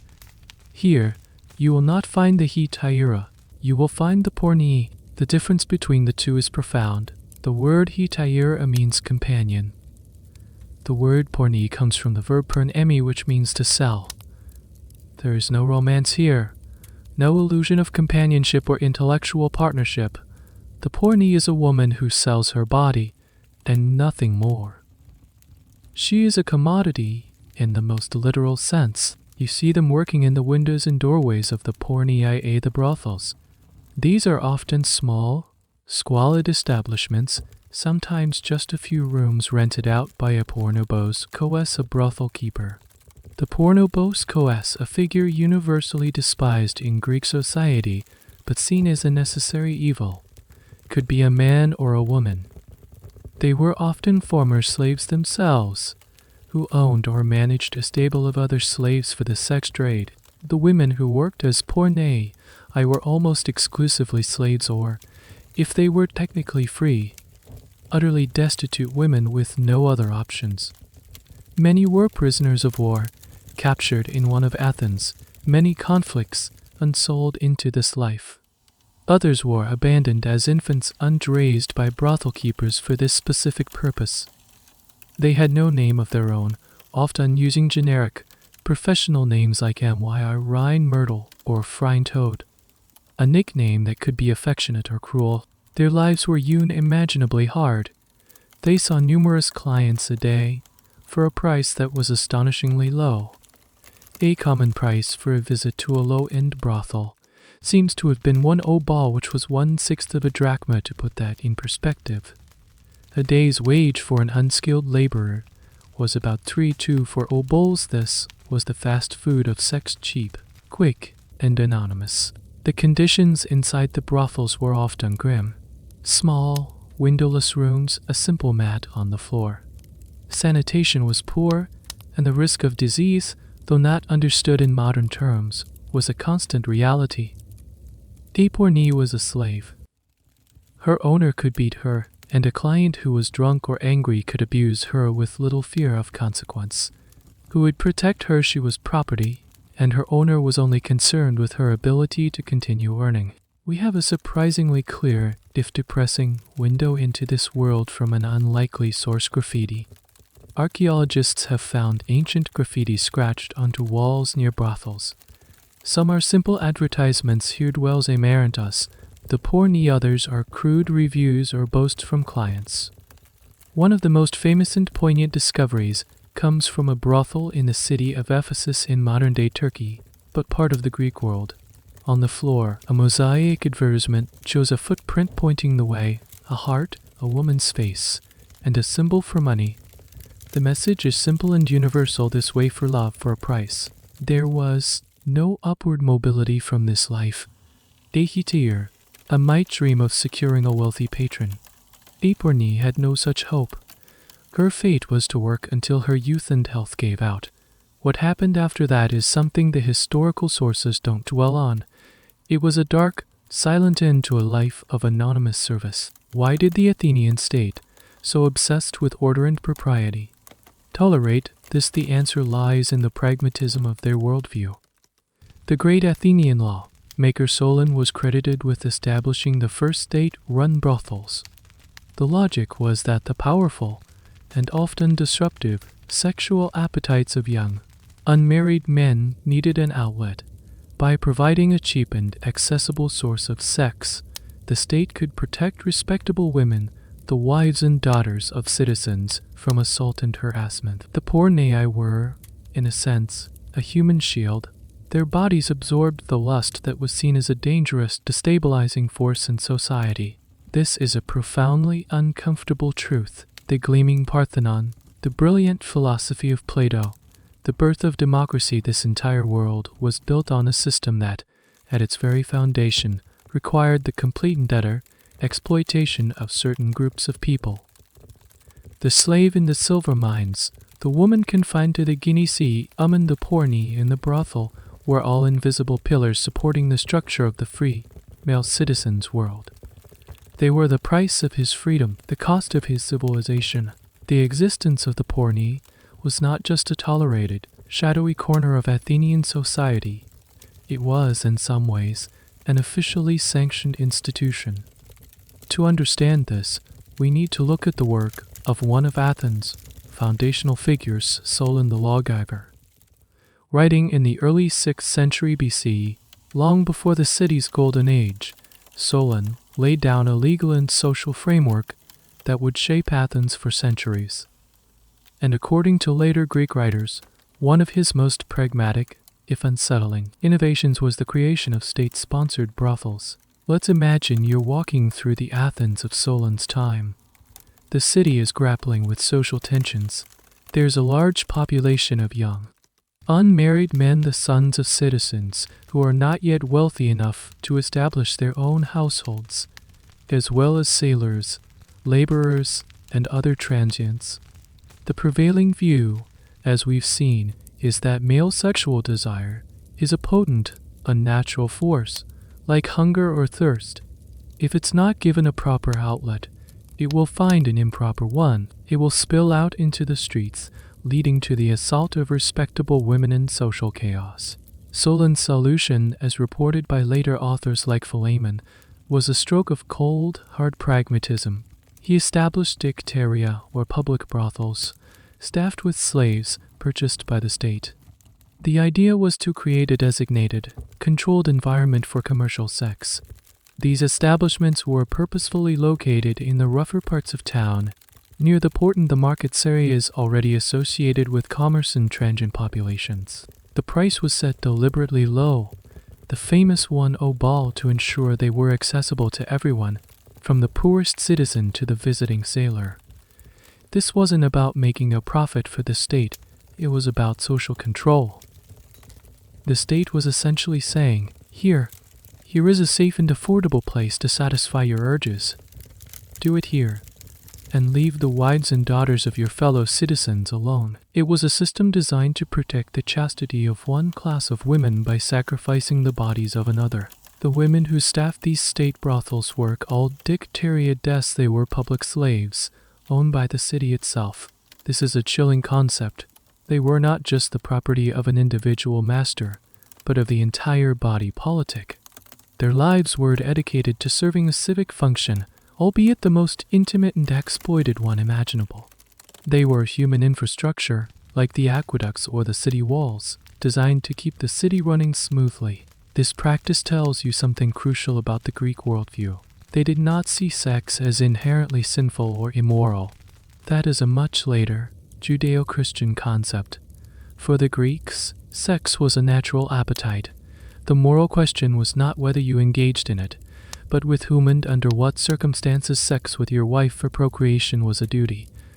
Sex with a boy as part of mentorship was a theoretically noble pursuit. Sex with a porny was a simple, morally neutral transaction, like buying a loaf of bread. The act itself was not the issue, the status of the person you did it with was everything. The great sin was to violate the body of someone who had a right to it, another citizen's wife, daughter, or even his son, outside the formal rules of courtship. That was an infringement on another man's property. But a porny, especially a state-owned one, was public property. She was there to be used. The debate among historians is how much of this is historical fact versus a later projection.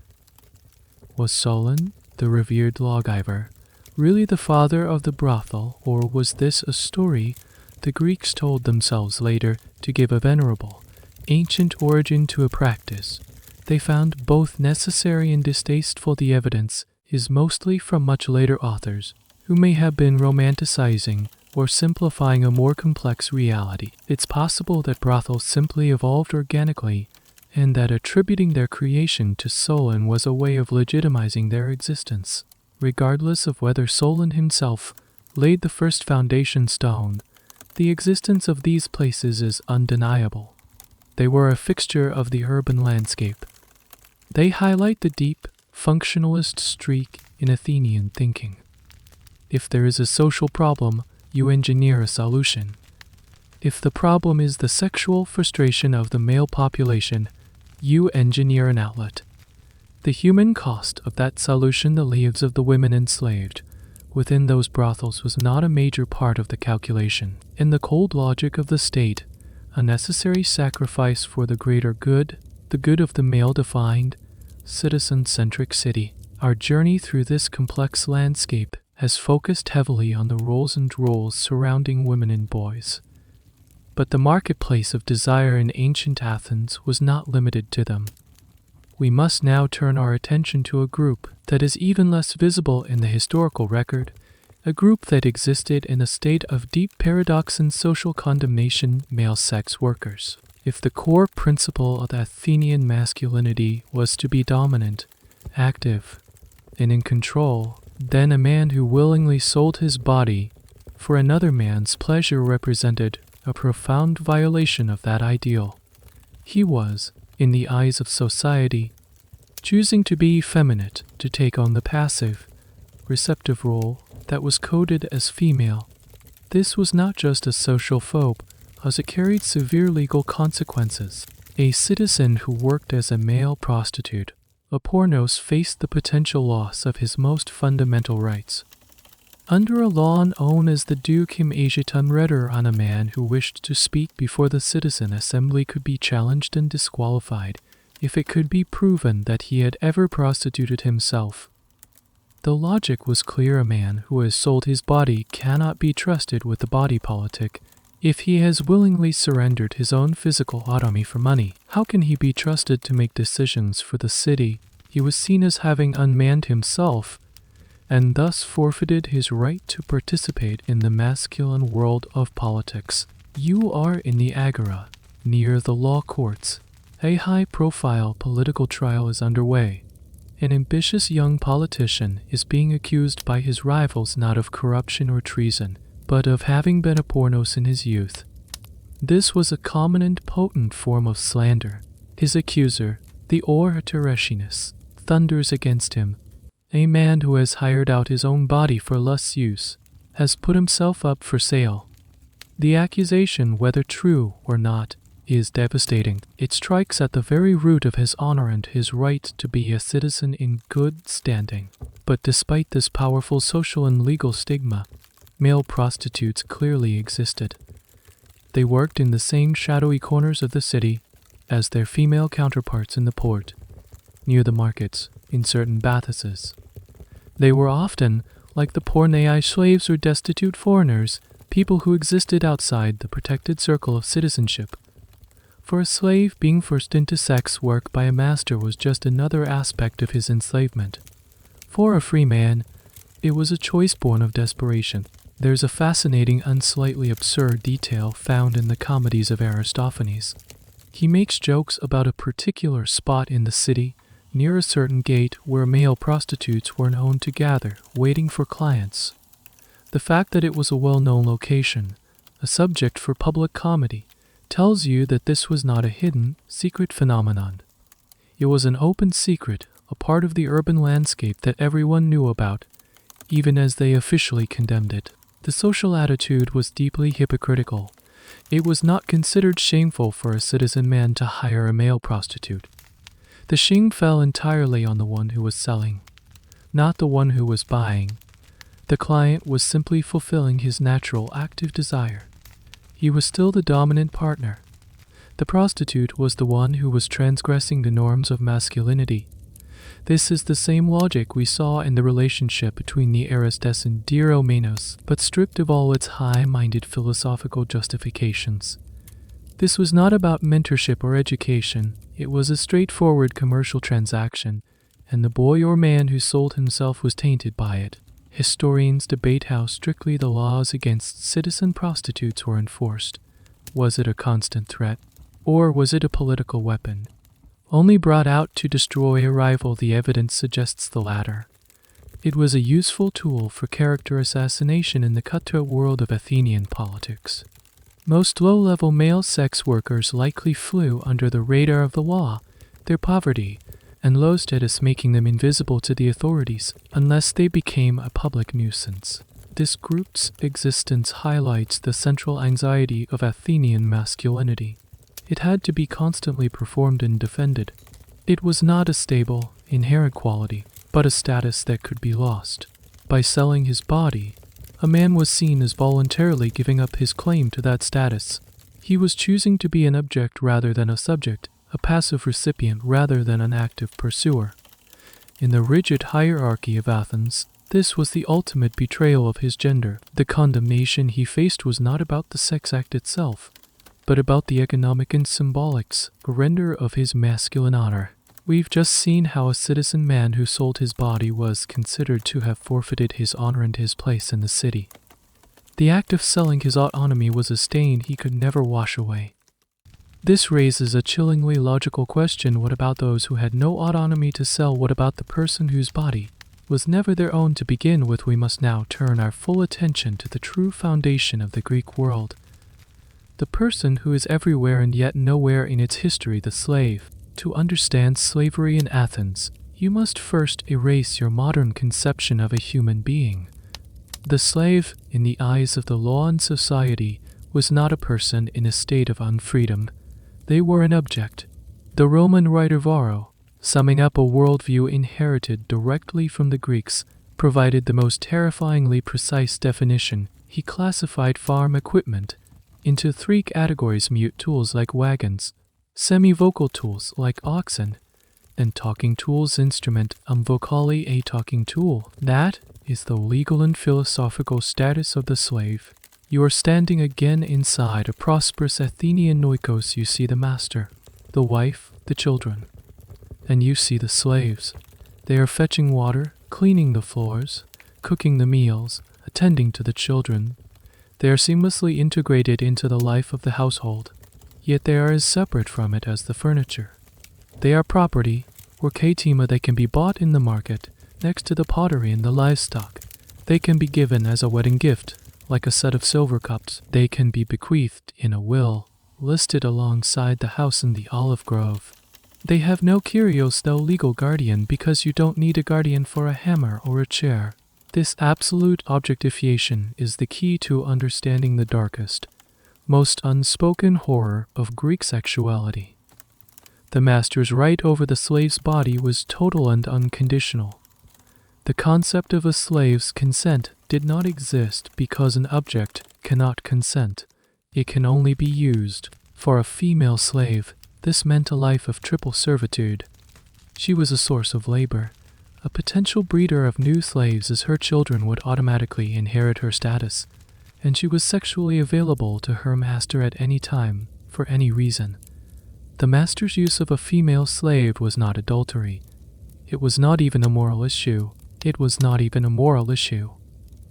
It was simply a right of ownership, as unremarkable as his right to drink the wine he owned or eat the bread she baked. The only potential complication was the mistress of the house, who might feel jealousy or resentment, but her feelings had no legal standing in the matter. For a male slave, the situation was the same. A handsome, young male slave was a status symbol. He could be a cupbearer at a symposium, his beauty on display for the guests. And he, too, was completely at his master's disposal. The social prohibitions that governed the courtship of a freeborn boy were entirely absent here. There was no need for gifts, for poetry, for the pretense of mentorship. The master's desire was his only justification. The silence on this topic in most ancient Greek texts is deafening. Orators and philosophers don't rail against it. They don't mention it at all. But this is not the silence of shame or conspiracy. It is the silence of the utterly normal. One does not write at length about the fact that the sun rises in the east or that water is wet. The sexual availability of slaves was a simple, assumed fact of life, the background radiation of their world. The only time the sexual use of a slave became a legal issue was if another citizen used your slave without permission. But even then, the crime was not assault. It was property damage. The legal complaint would be the same as if he had broken your cart or lamed your mule. The harm was to the owner, not to the talking tool. Sometimes this ownership was made brutally, permanently visible. A runaway slave who was caught might be branded. A small, neat symbol, perhaps the master's initial, would be seared into their forehead. It was a permanent mark of their status, a receipt of ownership etched in flesh, a warning to them and to anyone else who might consider helping them. Historians are left to sift through these silences, trying to understand the human reality behind the brutal legal framework. Was it a world of constant, unmitigated terror, or were there, within this system, instances of affection, of complex, long-term relationships that defy easy categorization? Did a master never feel a twisted form of love for the slave he exploited? Did a slave never learn to leverage their position for small comforts or a measure of security? These are questions we can likely never answer fully, but the system itself is unambiguous. It was a world that granted one group of people the absolute right to use another group as objects, and the silence of the sources tells us that, for the most part, they saw nothing wrong with that at all. The system of absolute power we've just witnessed, where a master owns a slave's body completely, has a chillingly logical and tragic consequence. What happens when this power results in a child? The answer is simple, brutal, and essential to maintaining the entire social structure. The child of a slave mother is a slave, always. The legal principle was called parta sequitur venter emul at un, phrase that perfectly describes the Greek reality. The offspring follows the womb. The status of the father was completely irrelevant. He could be the master of the house, a powerful and wealthy citizen. He could be another slave. He could be a visitor. It did not matter. The child's legal identity was inherited entirely from the mother. If she was a slave, her child was born a slave. another piece of property for the household. Let's return to the oikos of our Athenian citizen. Imagine a female slave, one who has served the family for years, has become pregnant by the master. This was a common, almost routine occurrence. There is no scandal. There is no shame. The master's wife may feel a sting of private resentment, but she has no grounds for complaint. It is her husband's right. The child is born. If it is a boy, he grows up in the household he will never be heir to. He will see his father, the master, every day. He will never call him father. He will play with the legitimate citizen's son, his own half-brother, but their paths will diverge completely. His half-brother will be educated in philosophy and rhetoric, will train in the gymnasium, and will one day inherit the property and the citizenship. He will be taught to read and write only enough to be a useful steward or clerk. He will learn a trade. He will remain a slave, a talking tool that happens to share the master's blood. This system was a crucial tool for the self-perpetuation of the slave-owning class. It provided a constant, natural increase in their stock of property. Every child born to a female slave was a net gain for the household's wealth. But there was also a darker, more psychological function. This system created a new and unbreachable wall between the world of the free and the world of the enslaved. By making the father's status irrelevant, it erased any possibility of a slave child claiming kinship, and by extension, freedom or inheritance. It nullified the biological bond.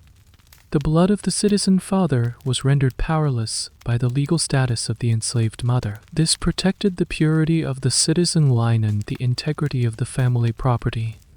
A man's legal family consisted only of his citizen wife and their legitimate children.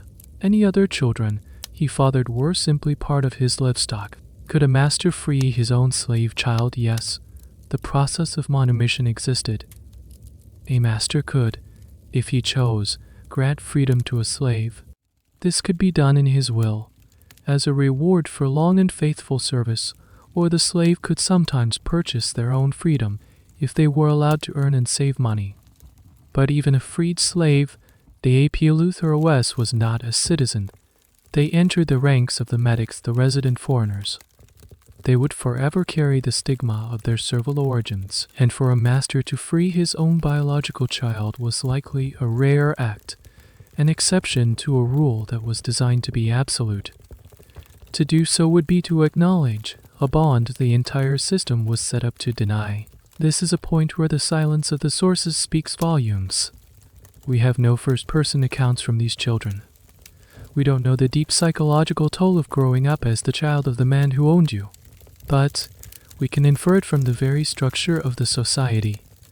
It was a system that institutionalized the ultimate betrayal, the denial of a father's connection to his own child, all to maintain a clear line between the human and the tool. One strange and debated piece of information concerns the exposure of infants. It was legal in Athens for the head of a household to decide whether to raise a newborn child or to expose it, to leave it in a public place, often in a clay pot, to be either picked up by a childless couple or, more likely, to perish or be collected by slave traders. Historians still debate how common this practice was, but it's thought that unwanted female infants were more likely to be exposed than males. And what about the unwanted child of a slave, a child who was sickly or born at a time of famine? They too could be disposed of with no legal consequence.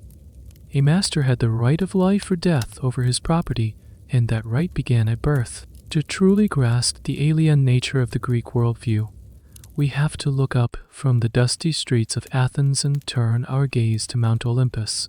The gods and goddesses of the Greeks were not serene, benevolent, or morally upright beings. They were a reflection and a justification of the world as the Greeks saw it, a place of raw power, conflicting desires, and arbitrary fate. Their divine behavior provides the ultimate key to understanding Greek attitudes towards sex, power, and consent. Zeus, the king of the gods, is the ultimate example. He is the patriarch of the divine family, the upholder of cosmic order, but his personal conduct is a catalogue of seductions, deceptions, and assaults. His desire is a force of nature, and he pursues it relentlessly. He transforms himself into a shower of gold to impregnate Danae, who was locked in a bronze chamber.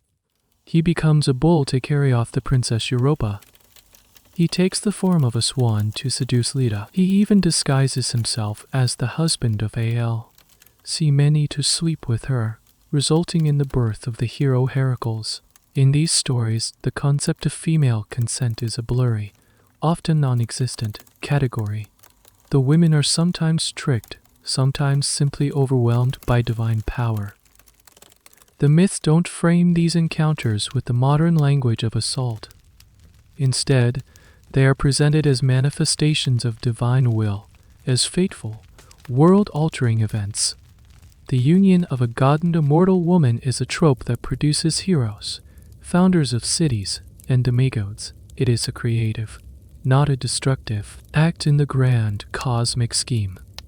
The feelings or consent of the mortal woman involved are a secondary, if not irrelevant detail. This divine behavior provided a kind of cosmic charter for the earthly power dynamics we've been exploring. If the king of the gods himself acts this way, treating the objects of his desire as conquests, then how can a mortal man be condemned for a similar, if less spectacular, assertion of his will? The gods are not moral exemplars to be emulated in their virtue. They are raw power to be respected in their force. Even the goddesses are not immune. The story of Persephon's abduction by Hades is one of the foundational myths of their religion. Hades, the grim lord of the underworld, desires the beautiful young goddess. He doesn't court her, he bursts forth from the earth in his chariot and seizes her, dragging her down to his dark kingdom against her will. The resolution to this divine kidnapping isn't the punishment of Hades. It is a negotiation, a power-brokering deal between him, Zeus, and the grieving mother, Demeter. Persephone is forced into a compromise, a cosmic, joint custody arrangement. The myth is a powerful exploration of grief, the seasons, and the inevitability of death, but at its core is an act of violent abduction that is ultimately normalized and integrated into the order of the universe. There's a curious and telling detail in the language itself. The Greek verb har, peze, and can mean both to snatch away and to rape. The meanings are intertwined. The act of seizure and the act of sexual violation were conceptually linked. This linguistic ambiguity reflects a worldview where overwhelming desire and the assertion of power were seen as two sides of the same coin. So, when an Athenian man looked at the world, he saw a hierarchy that was reflected in the heavens. At the top was the powerful, dominant male, whether it be Zeus on his throne or the citizen in the assembly. Below him were various gradations of beings, goddesses, mortal women, youths, slaves who were subject to his will and his desire. The myths didn't just entertain, they affirmed this structure. They taught that the world was not a fair or just place, but an arena of competing powers. Historians are careful not to draw a simple one-to-one line, suggesting every Athenian man thought he was Zeus. It's more subtle than that. The myths created a mental landscape where the aggressive pursuit of desire was a fundamental part of the natural, and even divine order. They provided a framework for understanding and accepting a world where power, not morality, was the ultimate arbiter of action. The stories of the gods didn't create the patriarchy of ancient Greece, but they certainly gave it a divine seal of approval. So far, our journey has been confined almost entirely to Athens, the city that produced the philosophy, drama, and political theory that have so profoundly shaped Western civilization. But Athens was not Greece. The Greek world was a patchwork of hundreds of independent city-states, or polis, each with its own laws, customs, and social structures. To get a more complete picture, we need to take a brief, jarring trip down the road to Athens' great rival, the state that haunted its imagination and challenged its supremacy, Sparta. If Athens was a city of talkers, poets, and merchants, Sparta was a city of soldiers. Everything in Spartan society was ruthlessly subordinated to one goal: the creation and maintenance of the most formidable army in Greece.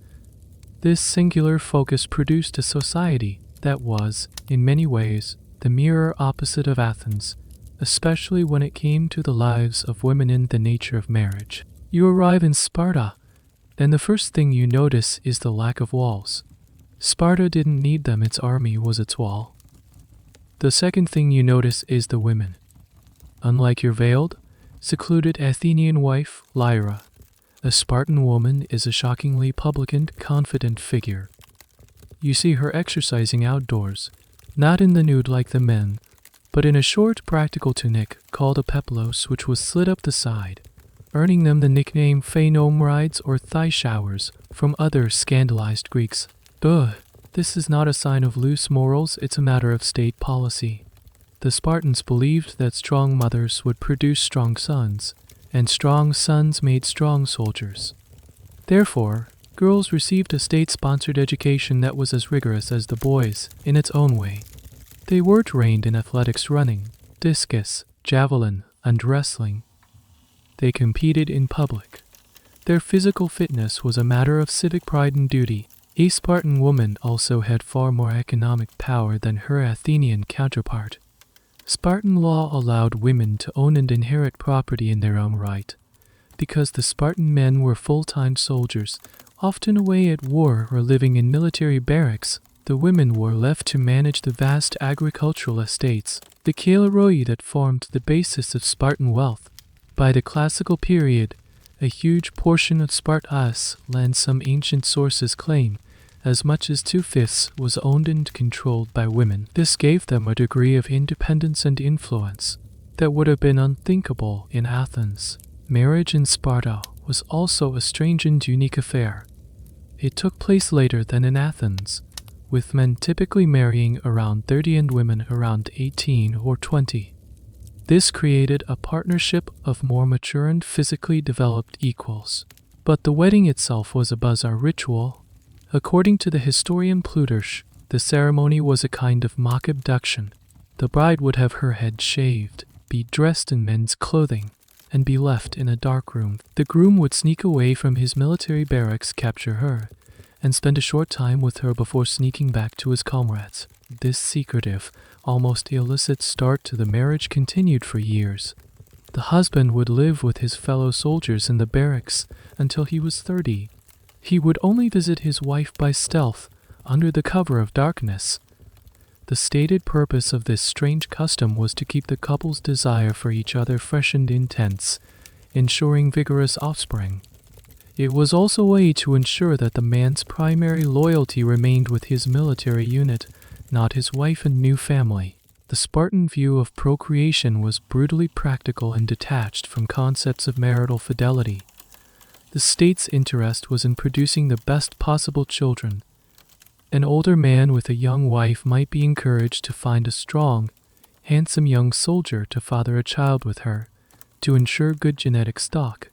The child would still be considered the husband's legal heir. This was not adultery in their eyes, it was eugenics, a logical service to the state. There's even a debated but persistent story that Spartans practiced a form of wife sharing, where brothers might share a single wife to consolidate property and produce heirs for the family line. This all sounds like a paradise for women compared to Athens, but it's a complicated picture. Spartan women had freedom and authority, yes, but it was a freedom granted to them for a single purpose: to be baby factories for the state. Their bodies, their fitness, their very lives were in service to the Spartan military machine. They were not valued for their intellect or their individuality, but for their reproductive capacity. The state's intrusion into their lives was arguably even more profound than in Athens. An Athenian woman was the property of her husband. A Spartan woman was, in a very real sense, the property of the state. The other Greeks looked at Sparta with a mixture of fear, disgust, and grudging admiration. They were shocked by the freedom of their women, the strange marriage customs, and the brutal focus on military discipline. It serves as a powerful reminder that there was no single ancient Greek experience, The lives of men and women, the rules of sex and marriage, were dramatically different just a few days' journey down the road. You've seen the world of Athens, with its complex web of ideals and exploitation. You've had a glimpse of the stark, militaristic world of Sparta. Now, let's pull the camera back even further. How did these strange Greek customs look to the outsiders, the people the Greeks themselves dismissed as barbaroi or barbarians? The term didn't originally mean savage, it was onomatopoi. It simply referred to anyone who didn't speak Greek, whose language sounded to them like bar. And the greatest of these barbarians were their neighbors to the east, the mighty Persian Empire. To get this perspective, we must turn to the father of history himself, Herodotus, a Greek from Halicarnassus, a city on the edge of the Persian Empire. Herodotus was a great traveler, an endlessly curious soul. He wrote his masterpiece, the Histories, to explain the epic clash between the Greeks and Persians, and in doing so, he became the world's first great ethnographer, delighting in the diverse and often bizarre customs of the peoples he encountered. Through the eyes of Herodotus, you see the Greeks as just one peculiar tribe among many. He presents the Persian view of the Greeks, and it is not flattering. The Persians, he tells us, found the Greek obsession with the naked male body in their gymnasia to be deeply shameful and ridiculous. For a Persian nobleman, public nudity was a sign of low status and a shocking lack of dignity. The idea of respected citizens wrestling and exercising together in the nude was utterly bizarre. The Persian view on relationships was also starkly different. Herodotus reports that the Persians were polygamous, with wealthy men taking multiple wives and concubines. This was a system designed to display wealth and produce many heirs. But he also notes that their most defining characteristic was their devotion to the truth and their hatred of debt, as a debtor is forced to lie. This moral framework was, in his telling, quite different from the situational ethics you might find in an Athenian law court. Herodotus takes particular interest in the Greek practice of pederastia. He notes that the Persians learned of it from the Greeks and adopted it, but he frames it as a foreign custom, something they picked up, not something native to their culture. This is a fascinating, uncontroversial statement. Was Herodotus right? Did the Persians really learn it from the Greeks? Or was he engaging in a bit of cultural back projection, attributing a practice he found noteworthy to Greek influence? This is a classic problem historians face when dealing with Herodotus. Is he a reliable narrator, or is he a brilliant storyteller who's not afraid to bend the facts to make a good point? His work is full of what scholars politely call problematic statements. He famously describes a custom of the Babylonians where every woman, once in her life, was required to go to the temple of Aphrodite and sit there until a strange man threw a silver coin and her happened had intercourse with her in the name of the goddess. No other source corroborates this sensational story, and most modern historians believe Herodotus either misunderstood a local custom or was simply repeating a wild, unsubstantiated rumor he found entertaining. Despite these issues, his perspective is invaluable. He acts as a mirror, reflecting the Greeks' own strangeness back at them. He describes the Scythians to the north, a nomadic people who drank neat wine from the gilded skulls of their enemies. He describes the Egyptians, who, in his telling, seemed to do everything backwards. The women went to market while the men did the weaving at home. By detailing these other ways of life, he implicitly forces his Greek audience to see that their own customs, secluding their wives, courting boys in public, were not natural or universal, but were, in fact, just as peculiar as anyone else's. He shows us that the line between civilized and barbarian is a matter of perspective. The Persians saw the Greeks as chaotic, undisciplined, and morally lax. The Greeks saw the Persians as despotic, servile, and effeminate for their luxurious dress and their prostration before their king. Each side defined itself against the other, using their differing social and sexual customs as markers of their own superiority. So when you look at the complex sexual landscape of Athens through the eyes of a Persian visitor, it doesn't look like a sophisticated system of mentorship and civic virtue. It looks like a confusing, hypocritical mess. A world where men confine their wives like prisoners but proclaim their own freedom, where they worship the beauty of boys in public, and where their greatest philosophers would spend an evening constructing elaborate justifications for a system that to an outsider looked simply like powerful men taking what they wanted. Herodotus reminds us that normal is just a matter of where you stand. In a society governed by such a complex and rigid set of unwritten rules, what happened when you crossed a line? What were the real-world consequences for violating the codes of sexual conduct? The answer depended entirely on who you were and whose property you had infringed upon.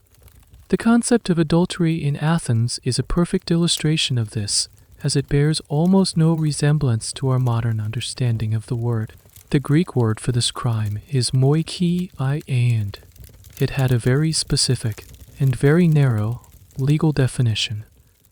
Moiki was the crime of a man having sex with a woman who was under the legal guardianship of a male citizen. This meant his wife, his unmarried daughter, his sister, or even his widowed mother.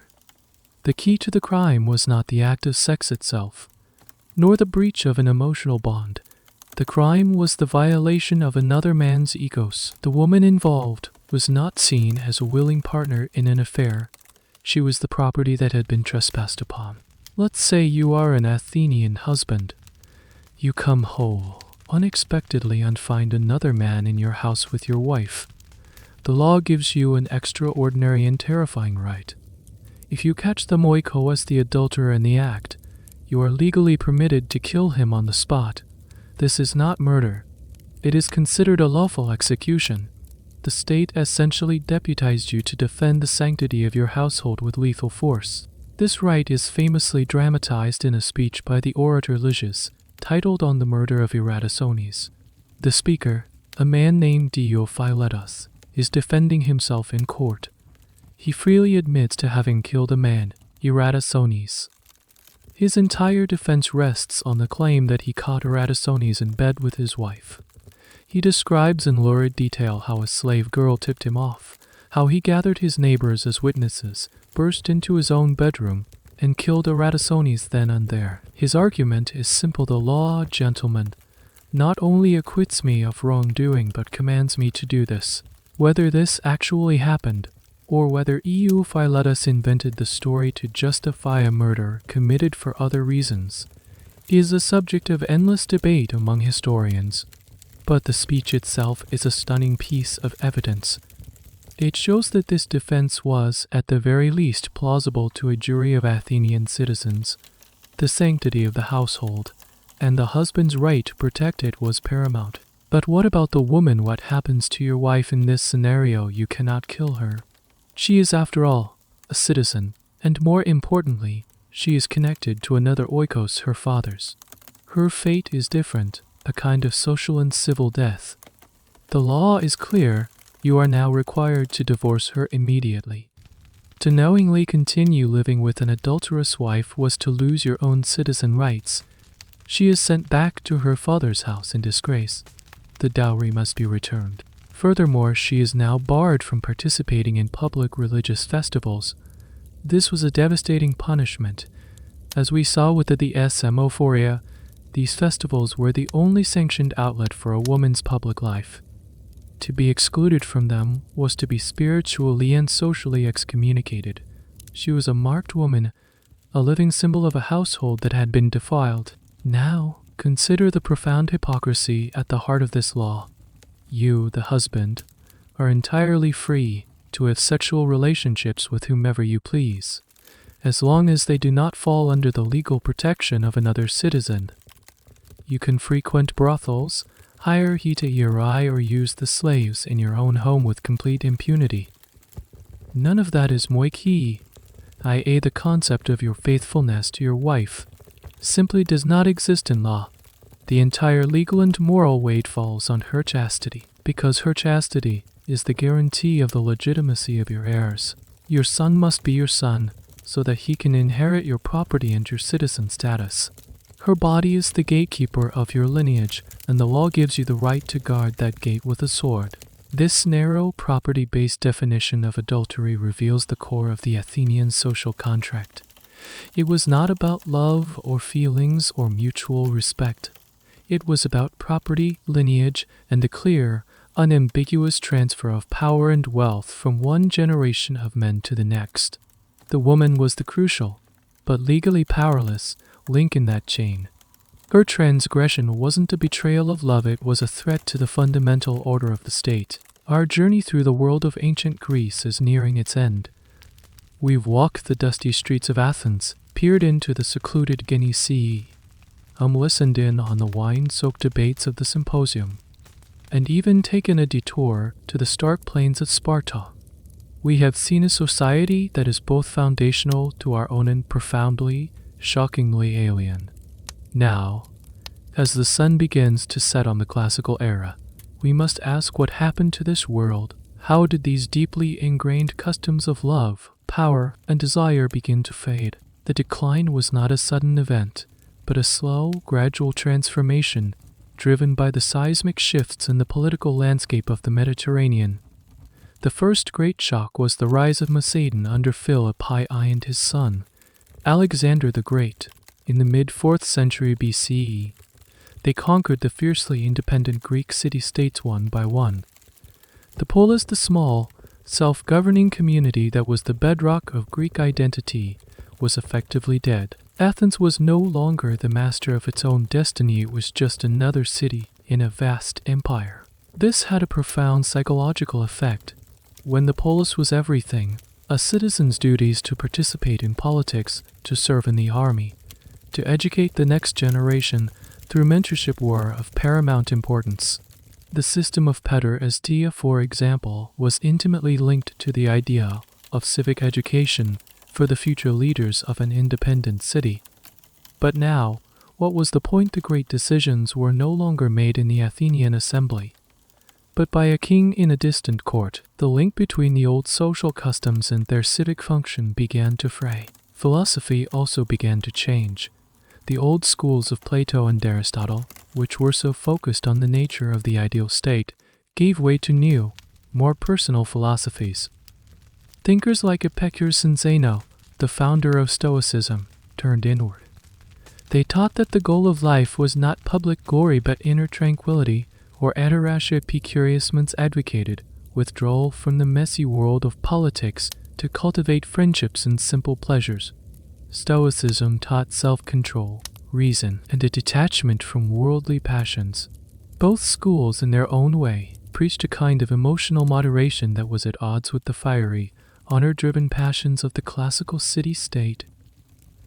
The ideal man was no longer the heroic warrior or the passionate lover, but the self-possessed sage. Into this changing world came the new superpower Rome. As the Romans gradually absorbed the Greek world into their own empire, they brought with them their own distinct set of values. While the Romans admired and adopted huge swaths of Greek culture, their art, their literature, their philosophy, they were often deeply suspicious of Greek social customs. Roman morality, or mos maiorum, on the way of the ancestors, was centered on the family, on paternal authority, patria potestas, and on a kind of stern, public dignity. They found the Greek practice of exercising in the nude to be decadent and disgraceful. They looked at the institutionalized system of pederastia with a mixture of fascination and disgust. While relationships between men and boys certainly existed in Rome, they were never celebrated as a public, educational institution in the Greek manner. They were a private matter, and often a source of political scandal. But the most profound agent of change was yet to come. It arrived not as an army or a philosophy, but as a religion spreading quietly through the lower classes of the Roman Empire, Christianity. The Christian worldview was, in almost every respect, a direct assault on the foundational principles of classical sexuality. Where the Greeks saw sex as a natural appetite, Christianity taught that it was intrinsically linked to sin and shame, a consequence of humanity's fall from grace. Where the Greeks celebrated the beauty of the human body, Early Christian thinkers often saw the body as a prison for the soul, a source of temptation to be disciplined and denied. They introduced the radical and completely alien idea that the ideal state was not chastity outside of marriage, but lifelong celibacy. Christianity elevated marriage, framing it as a sacred sacrament, but it also demanded a kind of fidelity that was utterly foreign to the Greek mindset. It was expected to be mutual. A husband's dalliance with a prostitute or a slave was no longer a morally neutral act. It was a sin, a betrayal of his sacred vows, just as his wife's would be. The old double standard was, in theory, erased. Furthermore, Christianity radically redefined the human person. The old hierarchies of citizen, foreigner, and slave were, in the eyes of God, meaningless. All souls were equal before their Creator. This didn't abolish slavery overnight, far from it, but it planted a seed of universal human dignity that was completely at odds with the Greek concept of the talking tool. The idea that a slave had a soul, equal in value to their masters, was a revolutionary concept that would, over many centuries, help to dismantle the ancient institution. As this new faith grew in power, eventually becoming the state religion of the Roman Empire, the old world of the symposium, the gymnasium, and the gods of Olympus began to look not just old-fashioned, but pagan and sinful. The sun had finally set on the classical world, and its complex, often brutal, and deeply human landscape of desire was buried under a new set of certainties. And so, here we are at the end of our journey. You are standing, one last time, in the heart of Athens. But the city is different now. The noise of the agora has faded, replaced by the whisper of wind through broken columns. The vibrant paint has long since weathered away from the Parthenon, leaving behind the skeletal, bone-white ruin of our modern imagination. The world we have spent so long exploring has become a ghost, a memory preserved in stone and text. As you walk through these silent ruins, you reflect on the people who inhabited this world, and the vast, unbridgeable chasm that separates their reality from ours. You think of the Athenian citizen, the man who debated the nature of justice by day and returned home to a household built on absolute legal and sexual power. His philosophies are carved into the foundations of our own world, but the social system that gave him the leisure to philosophize, the system of the sequestered wife and the owned slave, is one we find abhorrent. His legacy is a profound contradiction, a beautiful statue with feet of clay. You think of Lyra, our 15-year-old bride, locked away in the Guinea Sea. Her world was one of silence, servitude, and the endless, rhythmic work of the loom. Her voice is the great silence of Greek history. We have seen her through the eyes of her father, her husband, the playwrights, and the philosophers, but we have never heard from her directly. We can only guess at her loneliness, her fears, her small joys, like that strange, sad yo-yo found in the ruins of her quarters. Historians will forever debate the emotional texture of her life, but it is a debate conducted in a vacuum, for her story was written for her, never by her. You remember the women who lived in the public glare, the polished hetaira with her, which witnessed her precarious freedom, and the anonymous pornee in the brothel, a human shield for the city's honor. Their legacy is even more fleeting, a footprint in the dust, an insult in a comic play, a desperate curse scratched onto a lead tablet. They represent the vast spectrum of lives that were consumed by this society, their existence a testament to the complex, and often cruel, ways the Greeks compartmentalized desire, commerce, and companionship. But most of all, you think of the slave, the talking tool. This is the great, uncomfortable truth that underpins everything. The freedom of the few is built directly on the unfreedom of the many.